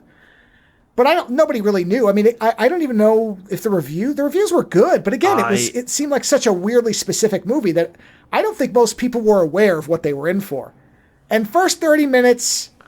I think people weren't really sure. Well, and then by the halfway point, people started to really figure out. Shit. That this was not just going to be a couple of nice scenes. That this was actually a cohesive, cinematic, milestone type thing. When he shows up in the helicopter with that giant gun to get him out, because everybody thought he was dead. Remember, not knowing how the movie was going to end, I was sure Morpheus was dead. Yeah. I was like, they've got him, and he's going to die saving Neo. That made sense to me. Right? Yep. So after the point where he shows up with the minigun, the audience was what they talk about with Rocky Horror, where everybody's just involved. Like it's a whole thing. Matrix is the only film I've ever been in that had that atmosphere. And it's not something that ever got repeated, and it wouldn't be repeated. It was because everybody was shell-shocked by what was going on. And people were just screaming, applauding when everybody got, when he gets him out, and, when he jumps and grabs him, people were fucking losing their minds, including me. I was like, this is amazing, I have seen an experience like that before. In theater. It's the only one I've ever been in. Only time. Is when Endgame. Endgame had two of those moments. One of them was when Cap picks up the hammer.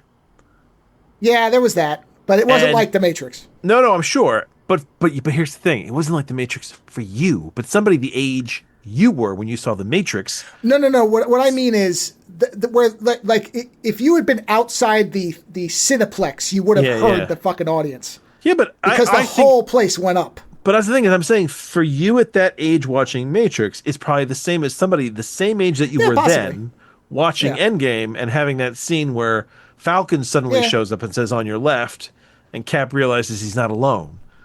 Yeah. You know? Yeah, sure. Yeah, I was gonna say the other weird cinematic experience I had was when the Cowboy Bebop movie came out, right? Which is essentially like the last episode before the finale. I found a DVD copy of it with an English a translation, like a subtitle, and I was actually away at a writing program where we was for one of my degrees, and I was stuck there, and I had a copy of this. I desperately wanted to see it because I hadn't been able to see it in theaters. I don't even think I went to theaters, and I remembered that the classrooms had these overhead projectors that could project across the wall. And I basically snuck into the classroom with a bunch of, other nerds. And we watched the Cowboy Bebop movie on the wall of a classroom using the fucking classroom overhead projector. And it was great because we moved all the desks and we had them kind of in a half circle, and we had we cleared the wall area. We had it projected, and it was fun because it was like I built my own theater it's like I stole my own theater space. I'll put it like that, Sure. And I always remember that when I remember that movie. So anyhow. Yeah, there's only been really 3. The Matrix one was really the closest. Yeah, what you're talking about is like you felt the audience. It was a pretty full theater, and everybody was on board with it. I mean, I remember when he confronted Smith in the thing, like a guy got up and said, "Fuck his ass up, Neo," and was like, "Okay, yeah, these people are into this. Like, this is it."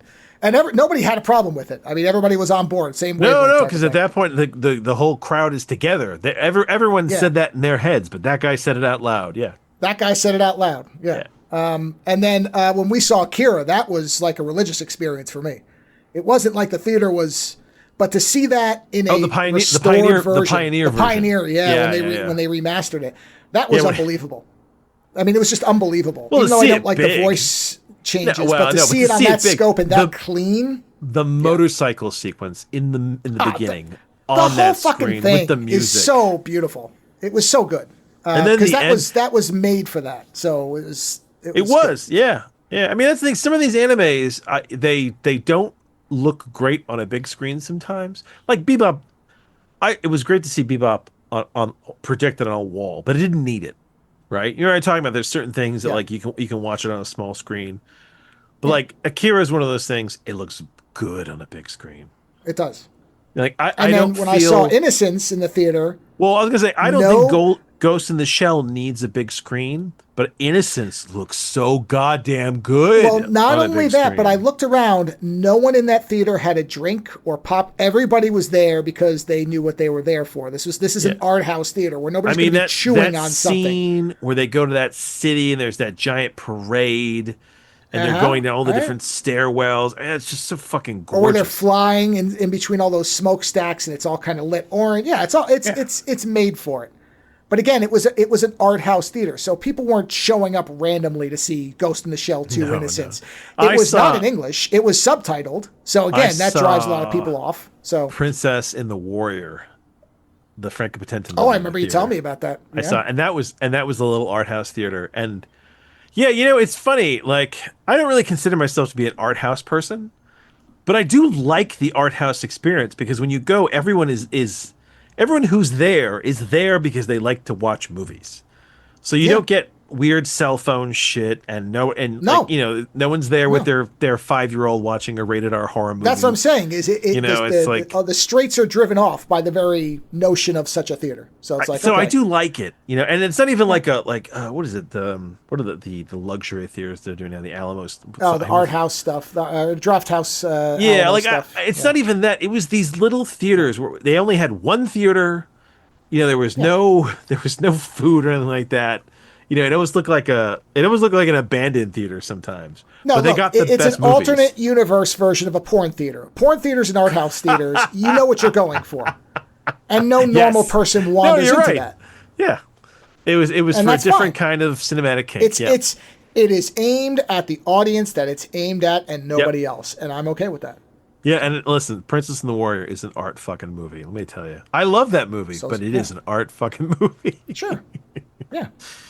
Oh man! All right. So, have you anything to review? You got any movies? I do. My review is going to be a strange one this time because I'm going to be very non-specific because you and I will watch this movie. I am only sorry that I watched this alone. You're going to try to do a spoiler-free general review. Oh no! It's not. No. The story I can spoil entirely because the story isn't what makes it. It's the movie's construction and the events and the way it tells this story. This movie is titled Beyond the Door 3 from 1989. I'm going to not question you on this movie. No, I'm not going to question you. Even if you looked it up. Okay. No, it's okay. Just do your review. I will let you do it, and then and we'll move on. So this is Beyond the Door 3. Now, you might say, well, wait, you haven't reviewed 1 and 2. Guess what? It doesn't matter. It has no relation to them. They titled it Beyond the Door 3 to capitalize on the fact that apparently the first Beyond the Door made some money. So they were just trying to piggyback on it. But it has nothing to do with it. The story could not be more paint by numbers. It's Rosemary's Baby on a train. That's it. It's a woman who has a very, very strange birthmark in the shape of horns, who finds out, I'm supposed to bear the Antichrist, or Lucifer, or whatever devil thing. That's the whole story. There's nothing more to it. There's no real twist. Nothing is subverted. It is straightforward and vanilla as it comes. But man, oh man, I don't think I've watched a movie in a while that had me yelling at the screen on trying to figure out why they made the decisions they made in the best way possible. This movie gobsmacked me because of its construction. And I say that in the best possible light because the decisions made, there was a point where I realized that the movie it was doing something with a pair of characters that made no sense. And yet, because it did it for so long, where those characters ended up was a delightful surprise because it made no sense. It was, in fact, something that could have gone so wrong in terms of being boring. But it's transfixing because you're sitting there going, what is happening with these people? What are we doing here? There's multiple characters where you sit there and go, why are these people here? What are they doing? Is this just bad filmmaking? And in fact, it isn't. It's inept, but not bad. And those are two different things that can actually, inept can accidentally become amazing. Bad generally doesn't. This is inept. But all the inept decisions, because they commit to them so strongly, result in a movie that is unlike, I can't come up with any comparison to what this movie does as far as taking, to repeat, the most bland possible story. I mean, literally, I can tell you the beginning and the end, and it doesn't matter. It's a woman who goes on a field trip to Yugoslavia and finds out she's supposed to bear the Antichrist. That's it. There's no surprise. That's the whole movie. But everything that gets you from point A, where she's in the United States, to the point where she's laying on the satanic altar, the in-between of that is so just off the rails bizarre. And not bizarre in a way that is confusing for the most part. So it's not trying to be Lynchian or beguiling. It's not confusing. It is entrancing in the weirdness of the decisions made, which do have a form of logic, but not one that any conventional filmmaker would ever do this way that I can imagine. This just feels like somebody who got hit in the head multiple times. The director was getting concussed every week that this movie was being made. and so thought that what they were doing, they should just keep doing, or, oh no, stick with this. And you sit there and go, what? No. Why would this happen? Why would this? But because it just keeps going with it, it's like, all right, the inertia of ineptitude becomes a snowball that results in a gelato at the end. It's weird. It's like accidentally making a really great dinner. Yeah, I mean, this movie is, I'm going to buy it. It's so seared into my brain now as, holy shit, man. This is what you did? And like I said, my only sadness is... Should the director be proud? Yes. Okay. Yes, because I honestly, in the first 20 minutes... It worked. Yeah. Yeah, in the first 20 minutes, I thought, this is not a movie Lando and I need to watch together. This is a movie I'll review, and it's a lot of fun, and it's kind of goofy. And then there was a point where I realized that I couldn't stop watching it. And I'm like, no, that's not typical. This is something. And I've seen this movie has been on a lot of lists of movies that you have to see. You know what? I'll give one thing away because it doesn't really give anything away. There's a point where the girl turns and sees a bald woman in a white robe, and a small goat is between her legs, and she says, "I'm your mother." You know, being very subtle about what's going on here. And I went, that's a Lynchian thing, but not intentionally. They weren't going for that. I think they thought it was going to be creepy. Instead, it is just like you turn your head sideways like a dog looking at something it doesn't understand. You're just like, huh. Like, what? Yeah. There probably were different ways to imply what was going on, as if we didn't know. You know, there's no point where you think... Has this director done other films? I want to say yes. Let's see. I'm just curious if this is just the way they do it. They do things. No, they did 4 movies. Iced, which is another kind of 80s. This one is supposed to be pretty bad. Iced is supposed to be a pretty bad slasher film about, like, that one is more the typical of the time type of thing. Did a movie called Illegal Alien in 82. I've never heard of this. It's a short movie about a group of astronauts that find a huge alien egg. Okay. And the last movie they did was in 93 called Lightning in a Bottle. Linda Carter's in it. Charlotte Ferber gets into an accident in which a man loses his life. She suffers amnesia and everybody thinks the man was drunk and therefore responsible. Even his own wife, Jean, who befriends Charlotte, will be disturbed that Charlotte was the one who was drunk. So this sounds like a made-for-TV PSA. Got it. This is like don't drink and drive. Other than that, he just wrote TV cartoons like Street Sharks. So this was really the... God. Yeah. And that is a weird fucking show, so... Isn't it? So, it's so hard to convey what this is. Moment in like morning cartoons where they were starting to go someplace really weird, and I think if they could have kept going and it would have gotten very, very like Cronenberg Lynchian, but then they course corrected because they were starting to do like Biker Mice from Mars... Yeah, and fucking Street Sharks. Bucky O'Hare. God, Bucky O'Hare was amazing. They had a 4-armed duck in that fucking show. Yeah. It was a green rabbit. I mean, just incredible. Mm-hmm. I mean, that show got fucking action figures. I mean, I can't tell you. If you've never seen Bucky O'Hare, you must look him up. He is a green rabbit in a red, like, space uniform. There were comics? It was bizarre. Yeah. It was a bizarre time. And his ship was called the Righteous Indignation. Yeah, which is still a kids show is like, whoa, okay. Which is one of my favorite names of a spaceship. No, it's great, but for a kids show? Yeah, what was I saying? There was brief period where shit got weird, and then they course corrected, and they were like, okay, no more Biker Mice from Mars. Yeah. So... sadly. But I will be curious to see why you feel this movie has a special thing. Oh, yeah. You will be laughing riotously. It is an absolute... That's kind of my response to a lot of this at this point. But this one goes above and beyond because you will just sit there and go, what let me tell you. Fuck? Wait till we review tonight's movie. Well, I'm pretty much done. That's it. That's all I have to say. Is okay. I would absolutely recommend this as far as a inept masterpiece. It is never boring. The decisions made will defy conventional logic in the best possible ways.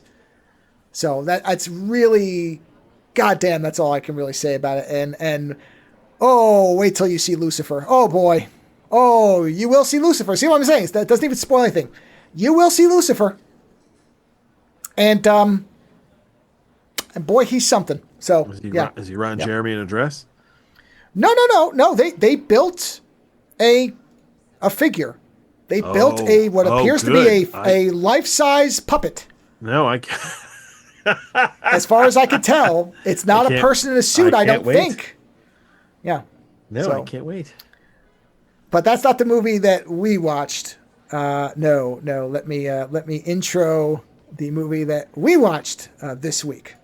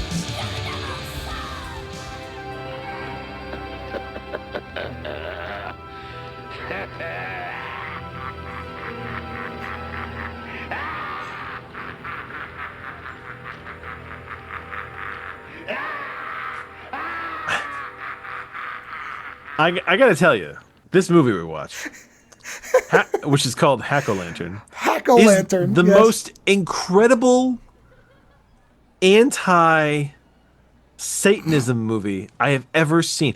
This movie, I swear to God, I think it was made by Christians to like effectively put people off Satanism, because this movie makes Satanism look so fucking boring. It's like Satanism as imagined by evangelical Christians, right? Where are the orgies? Where is the hedonism, the nudism, the doing what you want? They make Satanism look so not fun, and so at the same time like slovenly, and like, you know, the guy who's running the gathering of Satanists, though hilarious to watch, I mean, he's this fat, disgusting guy with like 5 different accents. There's no magic in this movie. At no point does Satan actually show up and give anybody any powers. In fact, the joke of it is that the Satanists, like I said, are so boring. They have strict rules. You have to wear their Nancy little dress and run around. They've got a goat head and a dirty barn, right? So they don't even have a nice spot to go to. And then you're not supposed to have sex. You know, the son of Satan guy, it was Tommy. Tommy has this fucking hot blonde Brigitte Nielsen girlfriend, and his Satanist grandfather is like, no, Tommy, don't waste your seed on that girl. You gotta save it for Satan. And it's like, no, you didn't do anything. In fact, the most interesting thing they do is they get a Brigitte Nielsen lookalike for the girlfriend that was killed, stamp her in the same spot. But then they do nothing with her. I get, like, you never see that character again. Like, that's it. I was so put off. And then the thing is, Tommy the Satanist, he doesn't get anything out of it either. He's always miserable and moody. He lives in a basement. It's fucking, at one point someone basically says it's fucking dingy. I mean, I don't understand how he's got the rich girlfriend that he does, but I guess it's because, she's going through a bad boy phase.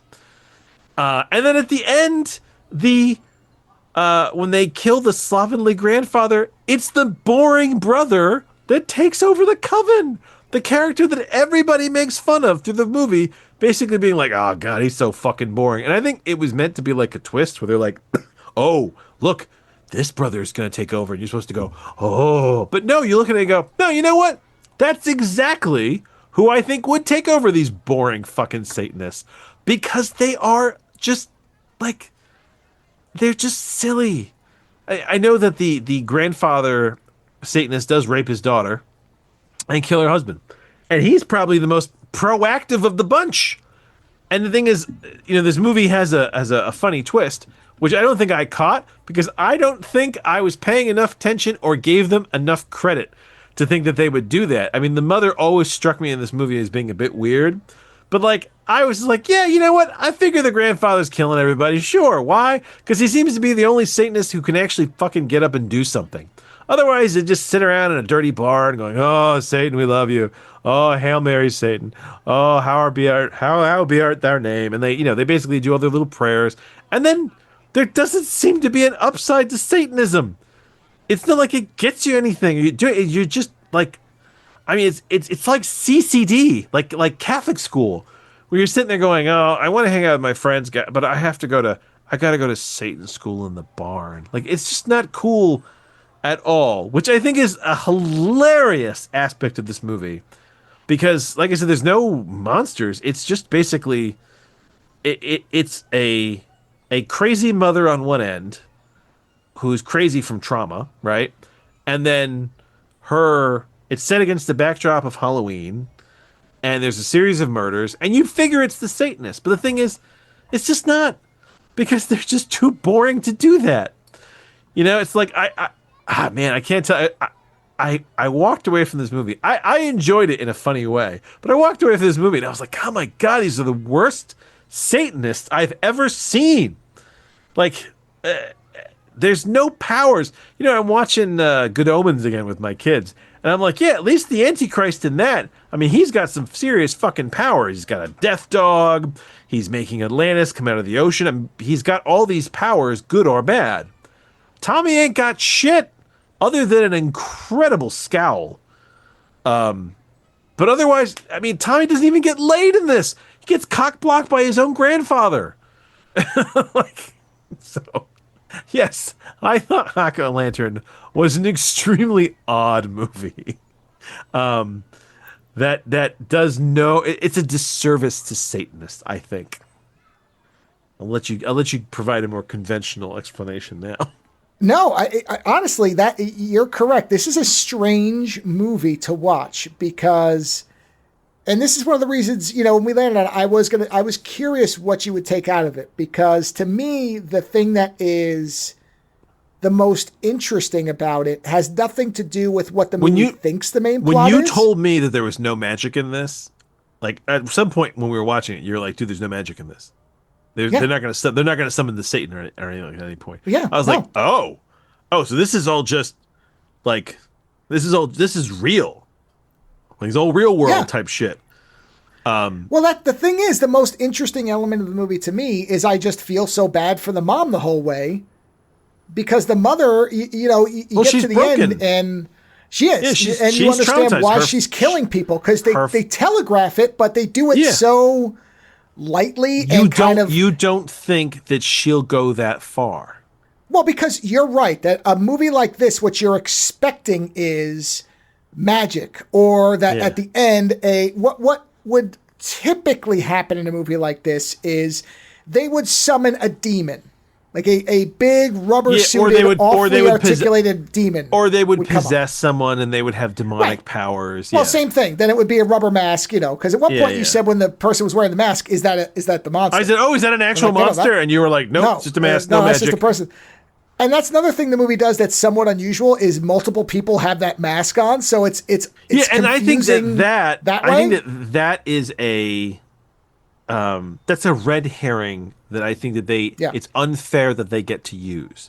Because the thing is, if you saw that mask, if they set up that mask was like the hottest mask this Halloween and everyone's got it, right? That'd be one thing. But just Halloween the fact that all these fucking people just happen to have that, I mean, it's an unfair red herring. But also the idea that everybody knows these Satanists are around, and the reason they're not worried is because they're so lame. No, because they're so lame. Of course they're not worried. Yeah, you're like, hey, we got devil worshippers in town. Yeah, I hear they're having a bake sale. Like, they're so ass. Like, Yeah. I kept saying to you, I was like, where are the orgies? Where's the hedonism? Where's the fun part of devil worship? They have an old goat head that's not even dripping blood that they supposedly drink blood from. I don't even know if that was blood from that. Maybe Grandpa just probably put all gonna get fake blood in a cup. They filled it with Kool-Aid. You know what? I watched Da Vinci Code, and the religious, the good guys, I guess, that were like basically following the line of Jesus Christ. You know, they had sex magic. Their head was having, sex with a woman in the middle of a room full of people that were all basically pray cheering. They're like, oh, praise Jesus, have sex with that woman, right? I'm like, why are the Christians having more fun than the Satanists? That's not how this works. That's why I came out to my wife and I said to her, I was like, I think this was a movie made by Christians about what they think Satanism is like, and it's like they made it as boring as going to church, and like, Tommy. I don't think I'm trying to check here. I don't think that the Blu-ray has anything on the movie because because I am genuinely curious. Was the idea I was to so do a distracted movie about trauma that was kind of guised in this dummy, Well, the thing is, I was distracted enough by the Satanism that I missed that it was the mom. I didn't think that the mom would get to that point where she was killing. Basically, she wanted to kill anybody who was a threat of taking her children away from her. Right? So she killed a friend, and she killed a girlfriend, and she killed the grandfather. And the thing is, there's no magic in this. So, it's like murder is murder. So she showed up.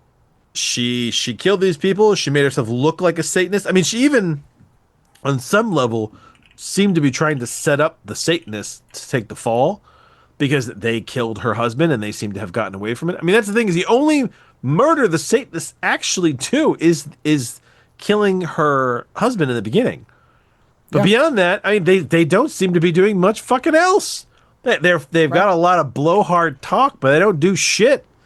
I mean, and even that whole end thing where the grandfather gives his Satanism to his youngest grandson, who, by the way, Tommy is the product of rape by the grandfather, but not all three kids, right? No, I don't think so. Yeah, so it is hilarious that at the end, he gives it to the boring grandson that's not his. also, Tommy has had sex. He's not pure. No, he's not. But what I'm saying is he gets cock-blocked in the movie. No. What I'm saying is that the younger brother takes over the coven. Yeah, he's not pure either. Impure. So, and that whole thing is that you have to be a virgin for the devil. Please. Which doesn't make any sense. And that's why it doesn't. That's why there is a commentary on the Blu-ray from the guy, from the producer, but I don't know that he'll have much to say. Almost makes more sense if you redid it with fundamentalist Christians. Well, what I wonder is, without any knowledge, was the intent that the Satanism was the red herring and it was actually about a rape victim? Like the idea is, no, that's all the stupid stuff. The real victims here, I know it's just there's so much of the stupid stuff. I think that you get distracted by it. Because if you just making a movie about a rape victim from her father, it's just going to be a miserable time. It's not handled subtle enough to really grasp that. No. You know that there's something wrong with the mom. You know that she's disturbed. You get that. And that actress, she communicates it, right? I mean, the fact that she dies in Tommy's arms at the end, Tommy, who's been the biggest problem through most of the, but the funny thing is that Tommy, at one point, Tommy's sister is getting nailed in her bedroom, and Tommy shows up and he's like, "Get the fuck out of here! Don't fucking touch my sister!" And you're like, wait a minute. Is Tommy being like protective of his sister's virginity? Like, did he suddenly get all like weirdly moral where he's like, "You don't get to fuck my sister"? It's like, I don't understand what's going on here. And then when they're going to kill the sister, Tommy's like, I won't kill her.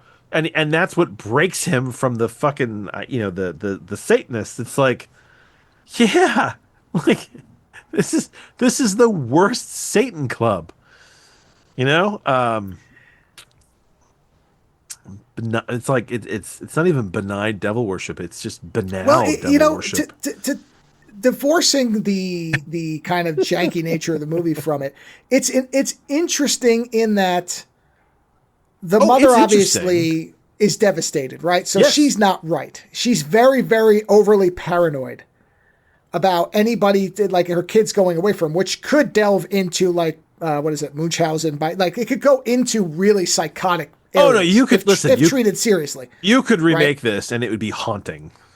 Yes. Well, that's the thing, right? But on the other side, like the mom is both cold and overbearing at the same time because she always has a 1,000-yard stare, and then she switches her face right away when the youngest son shows up. But she goes from like one face to it. Yeah.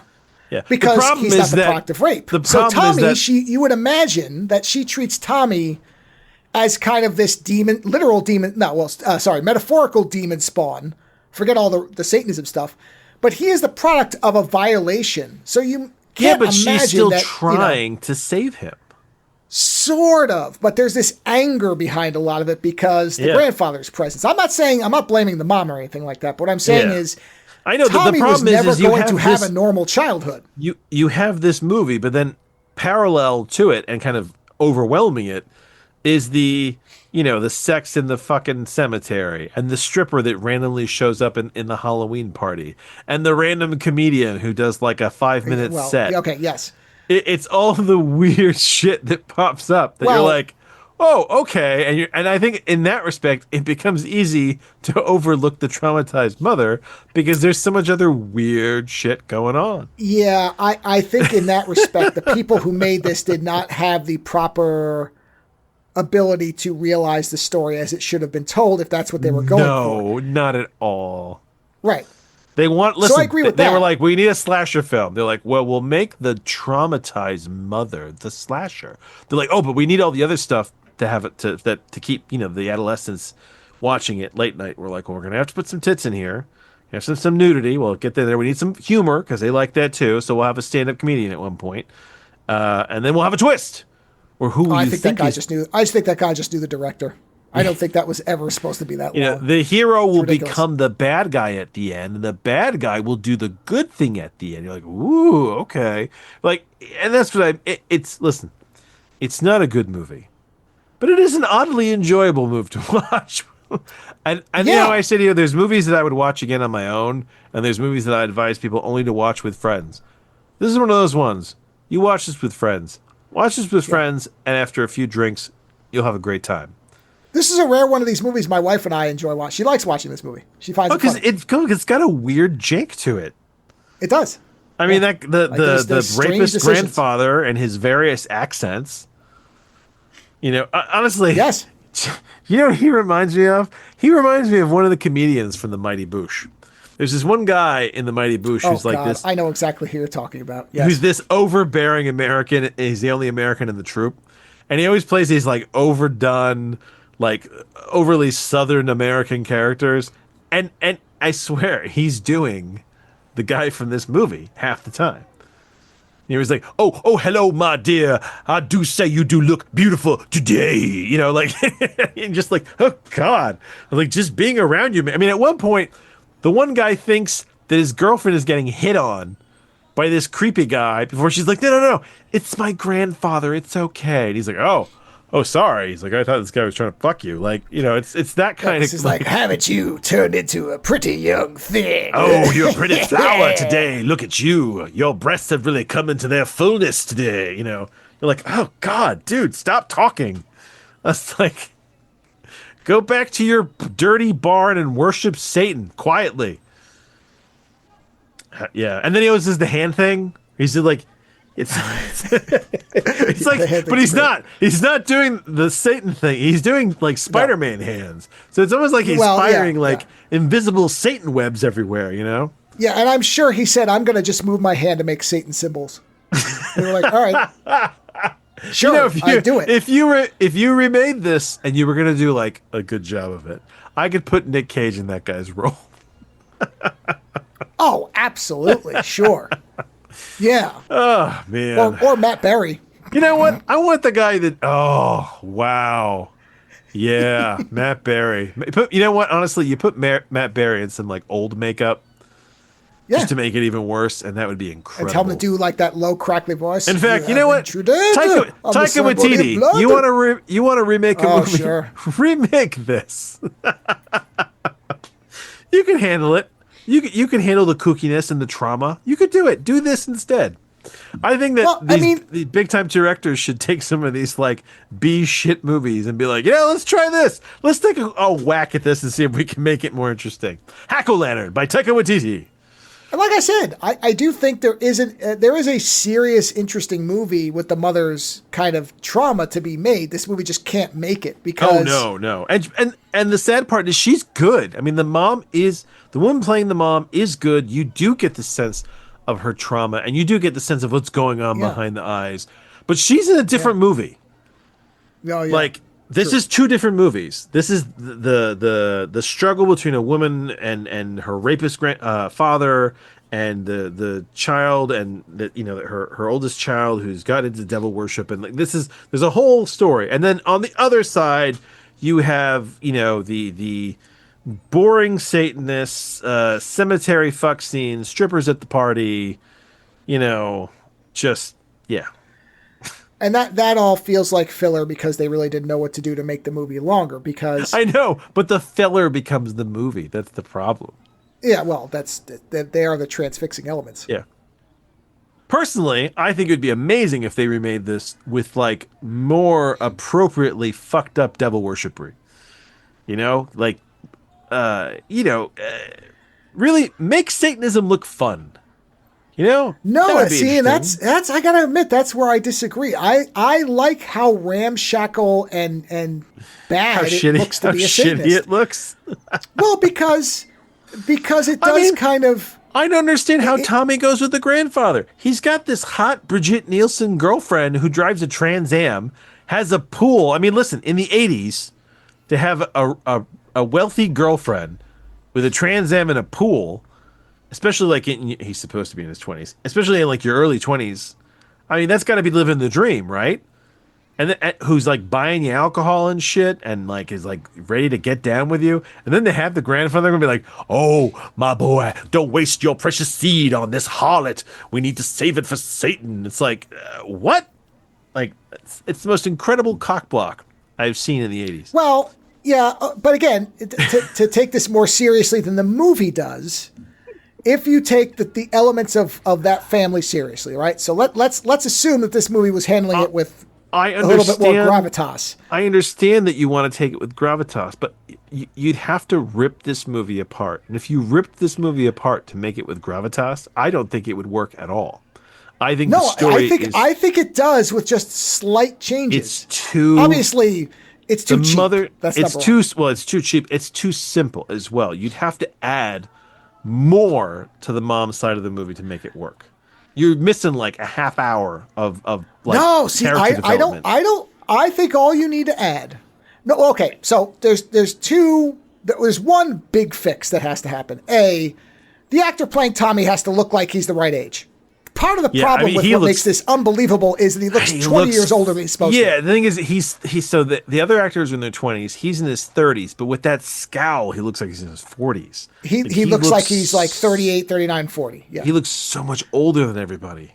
And they've got him in a basement that looks like a teenager should be living in, like a punk 14-year-old. No, it literally looks like a concrete block fucking prison cell.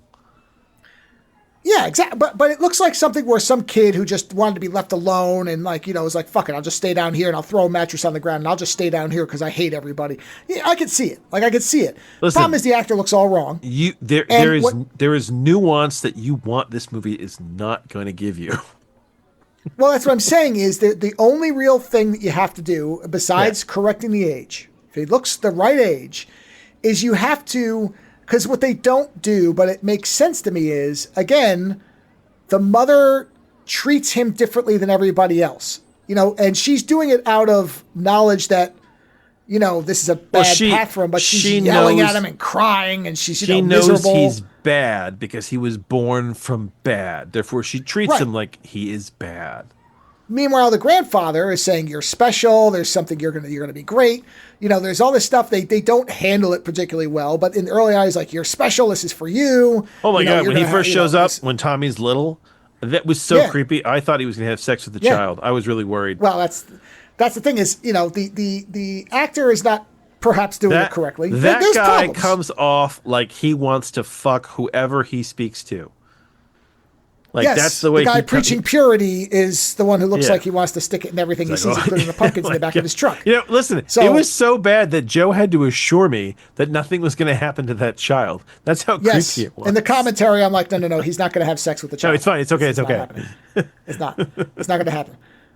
But you're right. This is the thing, though, is I can see now you're getting a perfect view of how I look at the movies, because I'm like, I can see the good version of this movie with only having to change maybe 10% of it. You know what? I'll be honest. And the thing is, I disagree with you. I don't think that 10% is enough to fix it. And I do. I think you could keep the movie largely the same. Cut out the stupid comedian. It would still be a B movie. Like, what are you trying to build at? No.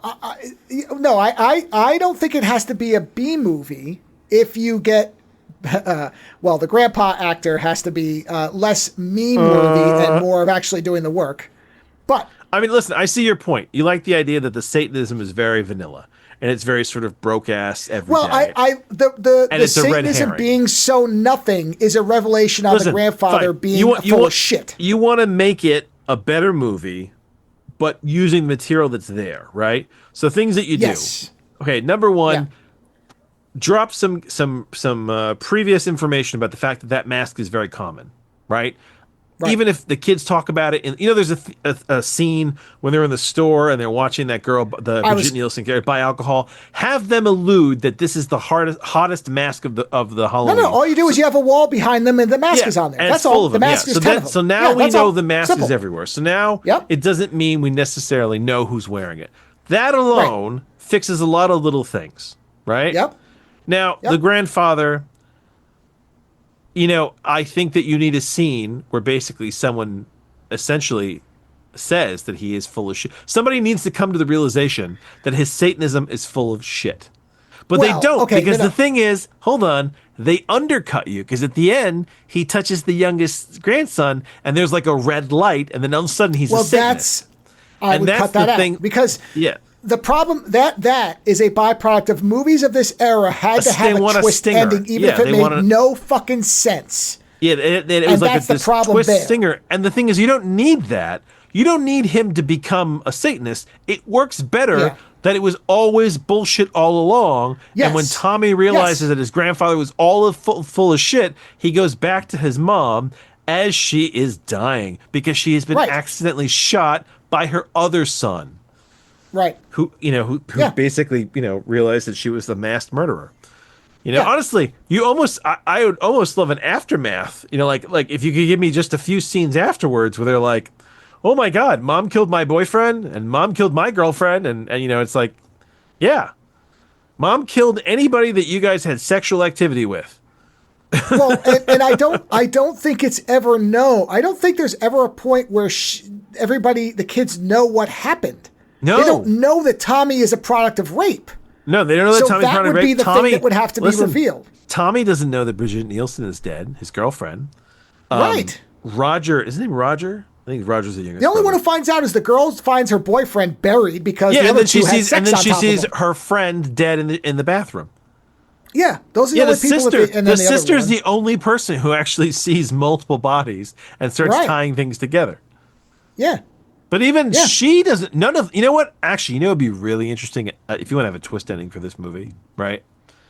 Is that Tommy hides his mom and takes the rap for the murder because he doesn't want the other two to know that their mom did all that horrible shit. Isn't that a real twist ending for this? Oh, yeah. No, all you would have to do is blame it on the grandfather somehow. That's all. Or that Tommy... I was going to say that Tommy takes the blame. No, I don't like that because I don't... Tommy, to me, is a victim as well. Tommy, he is, yeah. They don't do this... well enough, and this is one of the 10% things, is you have to show more that... So Tommy basically puts it all on the grandfather and vindicates the mother. Who is the real monster. Yeah. That's the other thing. There is no Satan. There is no devil. The devil is a man. The devil is this person who is evil. It's all bullshit, yeah. Yes, it's all bullshit. He did something horrible. I feel like, for me, to properly communicate a lot of these feelings and emotions, I feel like you'd have to redo this movie from the ground up. But that's my opinion. No, I don't think so. I think you need 3 scenes added. You need a scene where... And cut. You need some cuts as well. Well, yeah, no, cuts, absolutely, I agree. You add the mask, when you put these scenes in, you thing. cut the shit out. Yeah. The mask, well, that's a background element. I don't think you have to, that's not even what I'm talking, that would just be in the background when she goes to buy the beer. But you need add that digitally. Jesus Christ, you could CG that in. Oh, no, but you need it. You need it as a setup. Yeah, you need it. No, I agree. But that's, the cut scenes come to be replaced by these better scenes. You need a scene where Tommy's mom is more alienating to him because she can't get past the rape, which they kind of do, but they don't do it strongly enough. Well, that's what's driving Tommy to the grandfather. If you had a scene where the sister basically says to the mom, yeah, Tommy wouldn't be so bad if you weren't always so fucking hard on him. Why are you so much harder on him than the rest of us? And she was like, no, I'm not. And the sister was like, oh, yeah, you are. That would set it up that, okay, she's more shitty. No. She could say something like, someday I'll tell you, but it's not going to be now. And then after she's dead, the sister finds a letter that says, this happened to me. And then that explains it. All right, so here's my 3 scenes. One, where we see more of the mom being alienating to Tommy, which explains why he's gravitating towards the grandfather, who treats him very well. Yeah, he tells the girlfriend don't have sex with him, but he's telling Tommy, you're going to have power. You're going to be running things. So if he's feeling like his mother's pushing him away and grandpa's welcoming him and he doesn't know anything that's going on, for a person of appropriate age, that makes sense. The other problem is you got to get the right actor. So that's a casting decision. Then you need the scene where, like you're talking about, where the sister's like, why is it that you treat Tommy so differently? I mean, I know he's a jerk, but he's not running around killing. He's not a drug addict as far as we know. He's not doing anything overtly terrible. He just hangs out in a basement, which, I mean, we all went through a stage where we were like, I don't want to talk to nobody about nothing. Granted, Tommy's a little bit further, but not drastically. He's not slapping the mother around. You know what I mean? You could make it where he's crossing a line. He doesn't do that. He's just into wearing black, and he has an Elvira poster, which I guess is Satanist. But you need that scene that you're talking about. Honestly, Tommy doesn't seem to be doing anything that bad. That's what I'm saying. They've kept him. Yeah, they've kept him from crossing a line where you're like, I hate this guy. He's just kind of a jerk, but he's not evil, right? The grandfather's the evil one. And then you need the scene at the end where after the mom dies, the brother and the sister show up. She's got the letter. And they all realize that the mother was a broken woman, and they agree to hide it. The brother's a cop. He can make it happen. And they pin it all on the grandfather, which blows apart the coven because they all realize he was full of shit because Tommy was the big thing he promised, and Tommy turned on them. And nothing happened. There was no Mephisto coming out of the clouds. They never ever got power. You erase that whole dot on the head of the brother thing. And there's your ending. That's all you have to change. You don't have to radically re-engineer the movie. You just have to add those 3 scenes and cut the bullshit out, which is the comedian and the stripper show. You don't need those things. Or at least you don't need as much of them. You could have them still have the fight on the stairs where the grandfather gets killed. But that's the 3 scenes. Otherwise, you leave the rest of it intact. More or less. I mean, sure, you can add some, you can clean it up a little bit, but you don't have to redo the whole movie. Listen, I agree that those 3 scenes would change the movie. Yeah, but and that's what I'm saying is, okay, but I'm still going to disagree because I think the movie has a flawed structure, and if you really want to bring forward that story, I think that, in my opinion, it needs more of a restructuring than that. But I agree that your notes the fundamentals, make it a you agree movie. The fundamentals are there. I'm not talking about like trying to cut those scenes into the existing movie, but the basics are there. All the ideas are there. The boring cult that works. Saying. The grandfather being full of shit with his devil worshipping, that makes sense. The rape, that makes sense. The mother and all of it makes sense. It's just not executed well. Oh, I agree, but I don't think you have to redo the entire movie. I'm saying you have to cut. You just have to smooth it out a little bit, better editing, certainly, cut the stupid scenes, and add in those 3. The problem is if you cut the stupid scenes, the movie's like an hour long. Well, no, you can extend other scenes in better ways. You could add suspense to the deaths that is not present in this version. You can have it. Because they basically did like the Mike Myers thing where they're like, I mean, the first murder is so laughable, where she's at a pool and the guy just shows up in plain daylight and walks like, in. Oh, hey, Tommy, like, hey, you're all dressed up. Sex in this public why spot? don't I take my clothes off for you? Ooh, and you're like, yeah. I mean, wonderful demonstration of that woman's thighs, which are powerful as all hell. No, she had incredible legs. I was impressed that they had a woman with incredible legs like that, like powerful legs. Yeah. Yeah. No, she was, honestly, that was the highlight of the movie for me.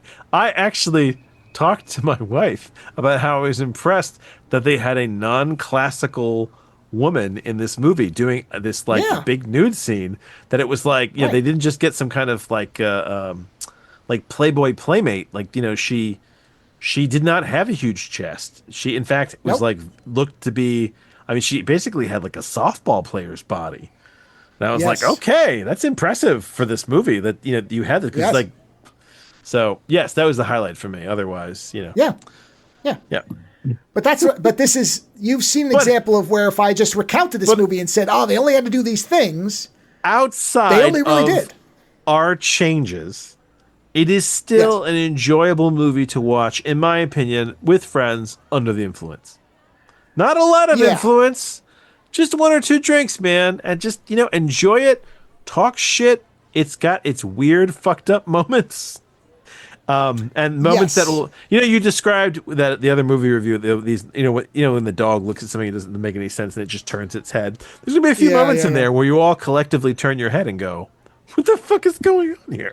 Yeah, like when Tommy stares directly down the camera for no reason, and they have this dramatic music playing. His dream, the dream, which is the music I played. I will not do that with every movie we review, but this one, it was appropriate. Where the devil woman with many arms stabs him with a trident. Yeah, which I'm still not clear on whether that was a dream, a fantasy, or a premonition. Up until that moment, I thought there was still a fantastical element, so I thought it was the devil reaching out to him. But once I realized that there's no magic in this, no, that's just Tommy dreaming, having metal dreams, basically like, oh, I'm gonna have the angel of death, man, and she's gonna fucking kill me at a rock concert.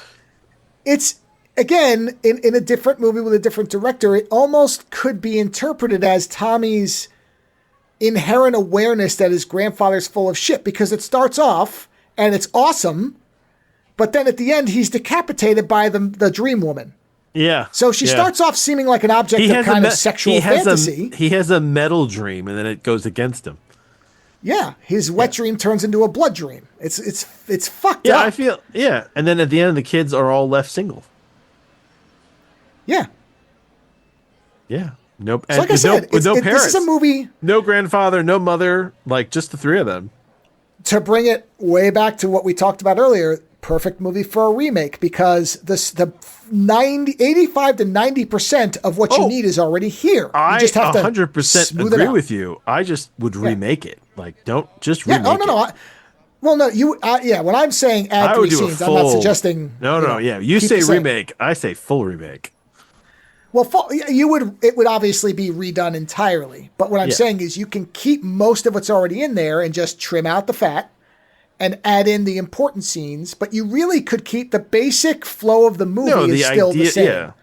Yeah, that's what I mean. When I say 85% is there, that's what I mean. You don't have to change that. The summary storyline of the movie makes sense. A lot of the ideas make sense. You just got to apply them correctly.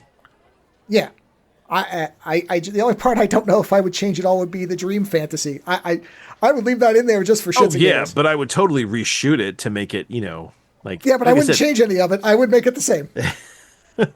Because I still really don't know what the intent of that was, and I kind of like that I don't know. And you have to imagine Tommy's not all there either because of things that he wasn't even aware of. So I keep envisioning Billy from Stranger Things after I saw this. Yeah. Oh yeah. No, that's it's that age. This is, you and I are in the same place, but that's what I'm saying is there's already a lot that works that you don't have to change. Except those 3 key sequences, trimming out the garbage. And yes, you'll have to remake it, but you don't have to completely redo it. one day when they have these overwhelming AI tools, I could see you just taking movies and doing that to them, just like sure, yeah, creating scenes and taking shit out, and just like AI, editing in all this little shit to make the movies make sense. Yeah, I mean, the shame is, and I think that the original director, I don't think he's alive anymore. So a lot of the stuff at this time, they weren't preserving anything. This was not made for, like no, it was just, listen, it was just fast-paced entertainment. But you do wonder if there's more material that maybe they were trying to do that, and whoever distributed it said, no, cut that out. We just need the nudity. We just need the kills. Yeah, well, that's what I mean. Fuck all this they were miserable like, no, mom shit. Get out. Get rid of it. Yeah, they were like, you wonder if he had like a kind of a more intense kind of, murder, the meaning for the murder in there. And they were like, well, we want more nudity and comedy, man. Come on. Right. Yeah. Yeah. So it's tough to say because, like I said, but listen, that mask is good too. The mask they use, that everybody seems to own. That's a really good monster mask because when you first see it, it looks alive. But also, there is an element of you could have it where they don't really do this in the movie, but I could see it working if they introduced it, which is the idea that the mother and the grandfather both want all the children to stay single and virgins, because for the grandfather, it would be a fallback position in case Tommy doesn't work out or whatever. And for the mother, it's her, desire to keep her family together because she's so traumatized. But they could actually be working at the same purpose from different angles. So it could be that they were both murdering people without coordinating, which would be really interesting. My original interpretation of this movie is that both parties were killing people. I thought the grandfather, as far as I know, the mother is always the killer. Yeah, and the thing is, I thought that both of them were the killers, but they killed different people at different times. Yeah, my understanding is it's just the mother is the actual movie's intent. Now, I don't know that. I can't tell you for sure because we never had it confirmed, but it would be fascinating if they were both killing for different reasons. Like essentially, the grandfather killed because he wanted to keep Tommy pure, and then the mother killed because she was trying to keep the others pure. Right. You know what I mean? Like, so because anyway. because and you could be right because the friend being killed doesn't really make sense for the mother. Why would the mother kill well, you know what? She thought the friend was a bad influence. Yeah, she didn't like her. So it does still make sense, yeah. So, but that's what I'm saying is movies like this are the most interesting ones where there's so much that is already kind of interesting, but they bungled it in the complete execution. So you could take most of the ideas here and make something interesting. So yes, instead of remaking Back to the Future, which they're not yet because the two people alive have luckily locked it in, but once they die, I guarantee they will. The original writer and Zemeckis, I think, have a contract saying you cannot remake this while we're alive, but we're not going to live forever. Why would you remake that? Why would you remake anything? Because there's a name recognition. Of course they're going to remake it. I guess, but there's movies that deserve. There's movies that can use it. Like live Why did Gus Van Sant remake Psycho shot for shot? Explain that fucking thing to me. I don't understand that. No, it makes no sense to me. Why? And that's what I'm saying is, whereas a movie like this... Especially when in that role... Listen, I like... whatever his name is, but that's... Vince Vaughn? Vince Vaughn, but that was not the role for him. Yeah. Oh, I agree. I don't think the roles were the roles for anybody. I think sometimes... directors just want to do things because, they feel like they want to show people that they can. In much the same way that he made the straight movie. Gus Van Sant wanted to make Psycho. He just wanted to make Psycho. Yeah. Not even make a new Psycho. He just wanted to make Psycho. Yeah. But that's my argument is instead of remaking things that already are classics, take a movie like this create new stuff that has a 15% broken part that really is broken. And remake it and make a good version. That you'll never get the money for it. You know what I mean? Like, honestly, Kevin Smith could do this because he can make it on a low budget. You don't need you don't need big money for it. You really don't. If it's a small town and Satanism is not real, it's a bullshit thing. You really don't need much money. Actually, you just need a couple of areas. Oddly, Kevin Smith could remake this, and it would probably be pretty good. because he's got a hand in the comedy, Maybe. and he's also done like Red State and stuff like that. Like he can do like that kind of like boring, boring Satanism. I could see Kevin Smith being able to make to do a remake of this and have it work. I don't know that he has any interest in making something with ancestral rape in it. I don't think he has an interest in it either. But listen, what director has an interest in fucking incestuous rape? It's not really a thing. Oh, right now, no. I think there are directors who wouldn't have a problem making this material. Yeah, but the problem is those same directors that the mother is, the victim. Those same directors though can't make the rest of the movie about going off the rails. Like you can't give this to like Rob Zombie or somebody like that. No. You would have to give it to somebody who does psychological horror. So, somebody like, well, Toby Hooper's dead. Otherwise, who's the guy who did that movie with, oh God, it's Willem Dafoe and Robert Eggers? Is the one in the forest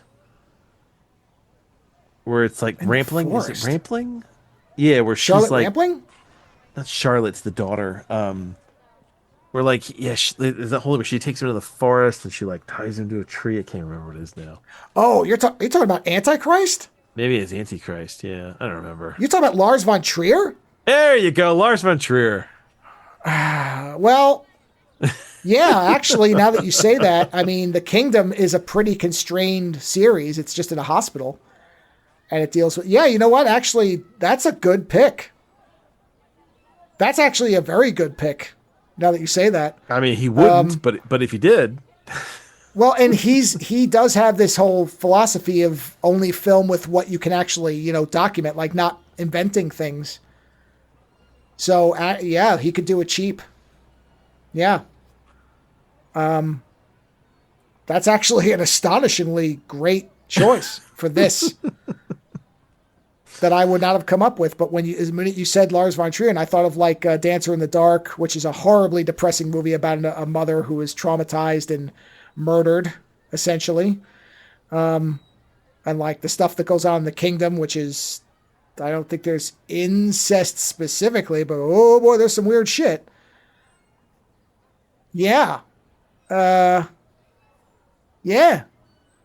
That would be interesting. Yeah, I mean, in Good some pick. alternate dimension, it exists. Lars von Trier presents Hack-O-Lantern. Yeah. I don't think he'd keep the title, but no. And the thing is, the title is one of those deceptive B-movie titles. Well, that's what almost makes it a good. It would almost be interesting if the first half of the movie was setting you up to think it was just a traditional scary. I thought it was movie. going to be like a pumpkin monster movie, like yeah. You thought it was going to be Jacko. Jacko is what you thought. No, You've never not seen Jacko. It, but Jacko is Pumpkinhead. You said Pumpkinhead. Yeah. But yeah. Pumpkinhead is another one like that, right? Yeah. But no, it's not. Yeah. So like, I don't know what this movie. I would love to know what its original name was before they gave it the B movie name. Yeah. If there was original title for it, like Might have been Son of Satan or had some cheesy devil name or something like that. Hold on, let's see. Usually they list if there's alternate titles. If there's previous titles. Oh, Lantern. Hack-O-Lantern. Boy, oh boy. I mean, let's see. The only pumpkin reference is like in the beginning when he's like, "Here, Tommy, I'm going to give you this beautiful little pumpkin for you to take for you because you're so beautiful and I love you." Like. No, it doesn't. I do like the keyword. Keywords are sometimes hilarious about these. Satanism, accurate. Grandfather-grandson relationship, true. Female full frontal nudity, true. Masked killer, true. Slasher. True. Yeah, I mean, it's pretending it is, but it's not really. Oh, also known as Death Mask. Oh, see, that makes more sense as a title, Death Mask. Yeah. Because the fact that there is a mask that is used in murders and you're not sure who is the killer, Death Mask. Oh, yeah, let's see. way The better. Spanish title was Espiritismo Infernal. Infernal Spirit. All right. No, I like Death Mask more. I think Death Mask works. Good. Yeah. Yeah. I mean, in Germany, it was Halloween night, Santenlebt. What? I don't know what LEBT is in Germany. No, German. Hack-O-Lantern, I think they were going for the Halloween theme, which I guess makes sense, but no, the Death Mask is good. Satan Dwells. Halloween night, Satan Dwells. That was the German title. Yeah, no, Death Mask is better. I mean, it's not as fun and catchy as Hack-O-Lantern. All right, But I don't know what this word means. But for Lars Lars von Trier's remake, it should be called Death Mask. Hold on. All right, so the another German title was Satan's Wiedergeburt, which sounds like the Swedish Chef, but what it means is rebirth. So it's a boring title, but it reads funny. Satan's Wiedergeburt. Yeah, except that's a red herring in itself because there's no magic, there's no rebirth. No, there isn't. But man, Italy, the ending, La Maschera della Morte. That's Death Mask. The stinger ending where he gives his Satanism to Roger or whatever his name is. That ruins it. Yeah. No, I would cut that entirely. That would go right out the window. It would be the three of them agreeing to cover it up, and then you would get like an epilogue where some months later they would meet at the mom's grave, and and Tommy's in his metal band. No. Tommy would be a normal. He would be normal. He would not be. Well, I mean, he could be in black or a metal band. Yeah, but he'd be a metalhead. I mean, you can be a metalhead and not worship Satan. Yeah, that's fine. But he would not be a Satanist anymore. No. No, because he realized it was their grandfather's bullshit. Yeah. So yeah, there you go. That's right. The bones of an interesting movie are present, but they are not put together correctly. So it's you know what you know what it is. No, it's like this. It's the first Lions that made it back to England that they then tried to do. What do you call it? What the hell? They tried to put them together as like shit. What's the word for fucking when you have like the dried out animals that you put around your fucking house? Oh, taxidermy. The first taxidermy lions. They didn't actually know what they look like. So when they got them, they got like the bones in the skin, right? Yeah, that's what this is. And then they tried to put them together into what they thought they looked like. So when you see those lions and then you see real lions, the fucked up lions is Hack-O-Lantern. Right. And what we want are the real lions. So here's the interesting thing. This just sparked a comparison. Yeah. So Beyond the Door 3 and this movie are the inverse of each other. Beyond the Door 3, the story is so basic, it's told fine, but it is fundamentally nothing because it's just so ABC. It is the way it was made that I wouldn't change a thing about. It's perfect because of how much of it is a bag of car parts that somehow have a V8 Hemi in the center or Miraculous. V12. Okay. Yes, like a wasteland vehicle type of thing where it's like, holy shit. This, the internals are potentially really interesting. Unfortunately, they took a beautifully constructed undercarriage and they put it inside of a Dodge Neon that they then painted in like barbershop pink and I don't know, green. So it's and then strap a set of tits to the hood, Right, but then when you hit the gas and you hear the engine, you're like, wait a minute. This is actually something this under Neon here. has a V12 in it, yeah. Right, where you're like, oh man, all we got to do is fix these couple things, and this is worth having. This is exactly the type of movie I love watching. To be able to say, no, somebody should remake this. As opposed to, whatever stupid thing they're going to try to remake again because they fucked it up the first 3 times. I don't know, whatever it's going to be. So. Yeah. I'll take this instead of Morbius. Thanks. Or whatever. Oh, that was terrible. Yeah. So, yeah. Well, yet again, another successful wheel movie. We are using a random wheel generator for these. And it is... I actually had forgotten I put this movie on the wheel when you spun it. But that was I went, oh yeah. And my wife cheered from the other room because she was... very excited to see what you would think of this. And I was... I think it gives Satanism a bad name. but that's what makes it interesting. Is it did not go in the direction... Like, fundamentalist Christians should push this movie because if I was thinking of becoming a Satanist and I watched this, I'd be like, dude, Satanism is boring. Yeah.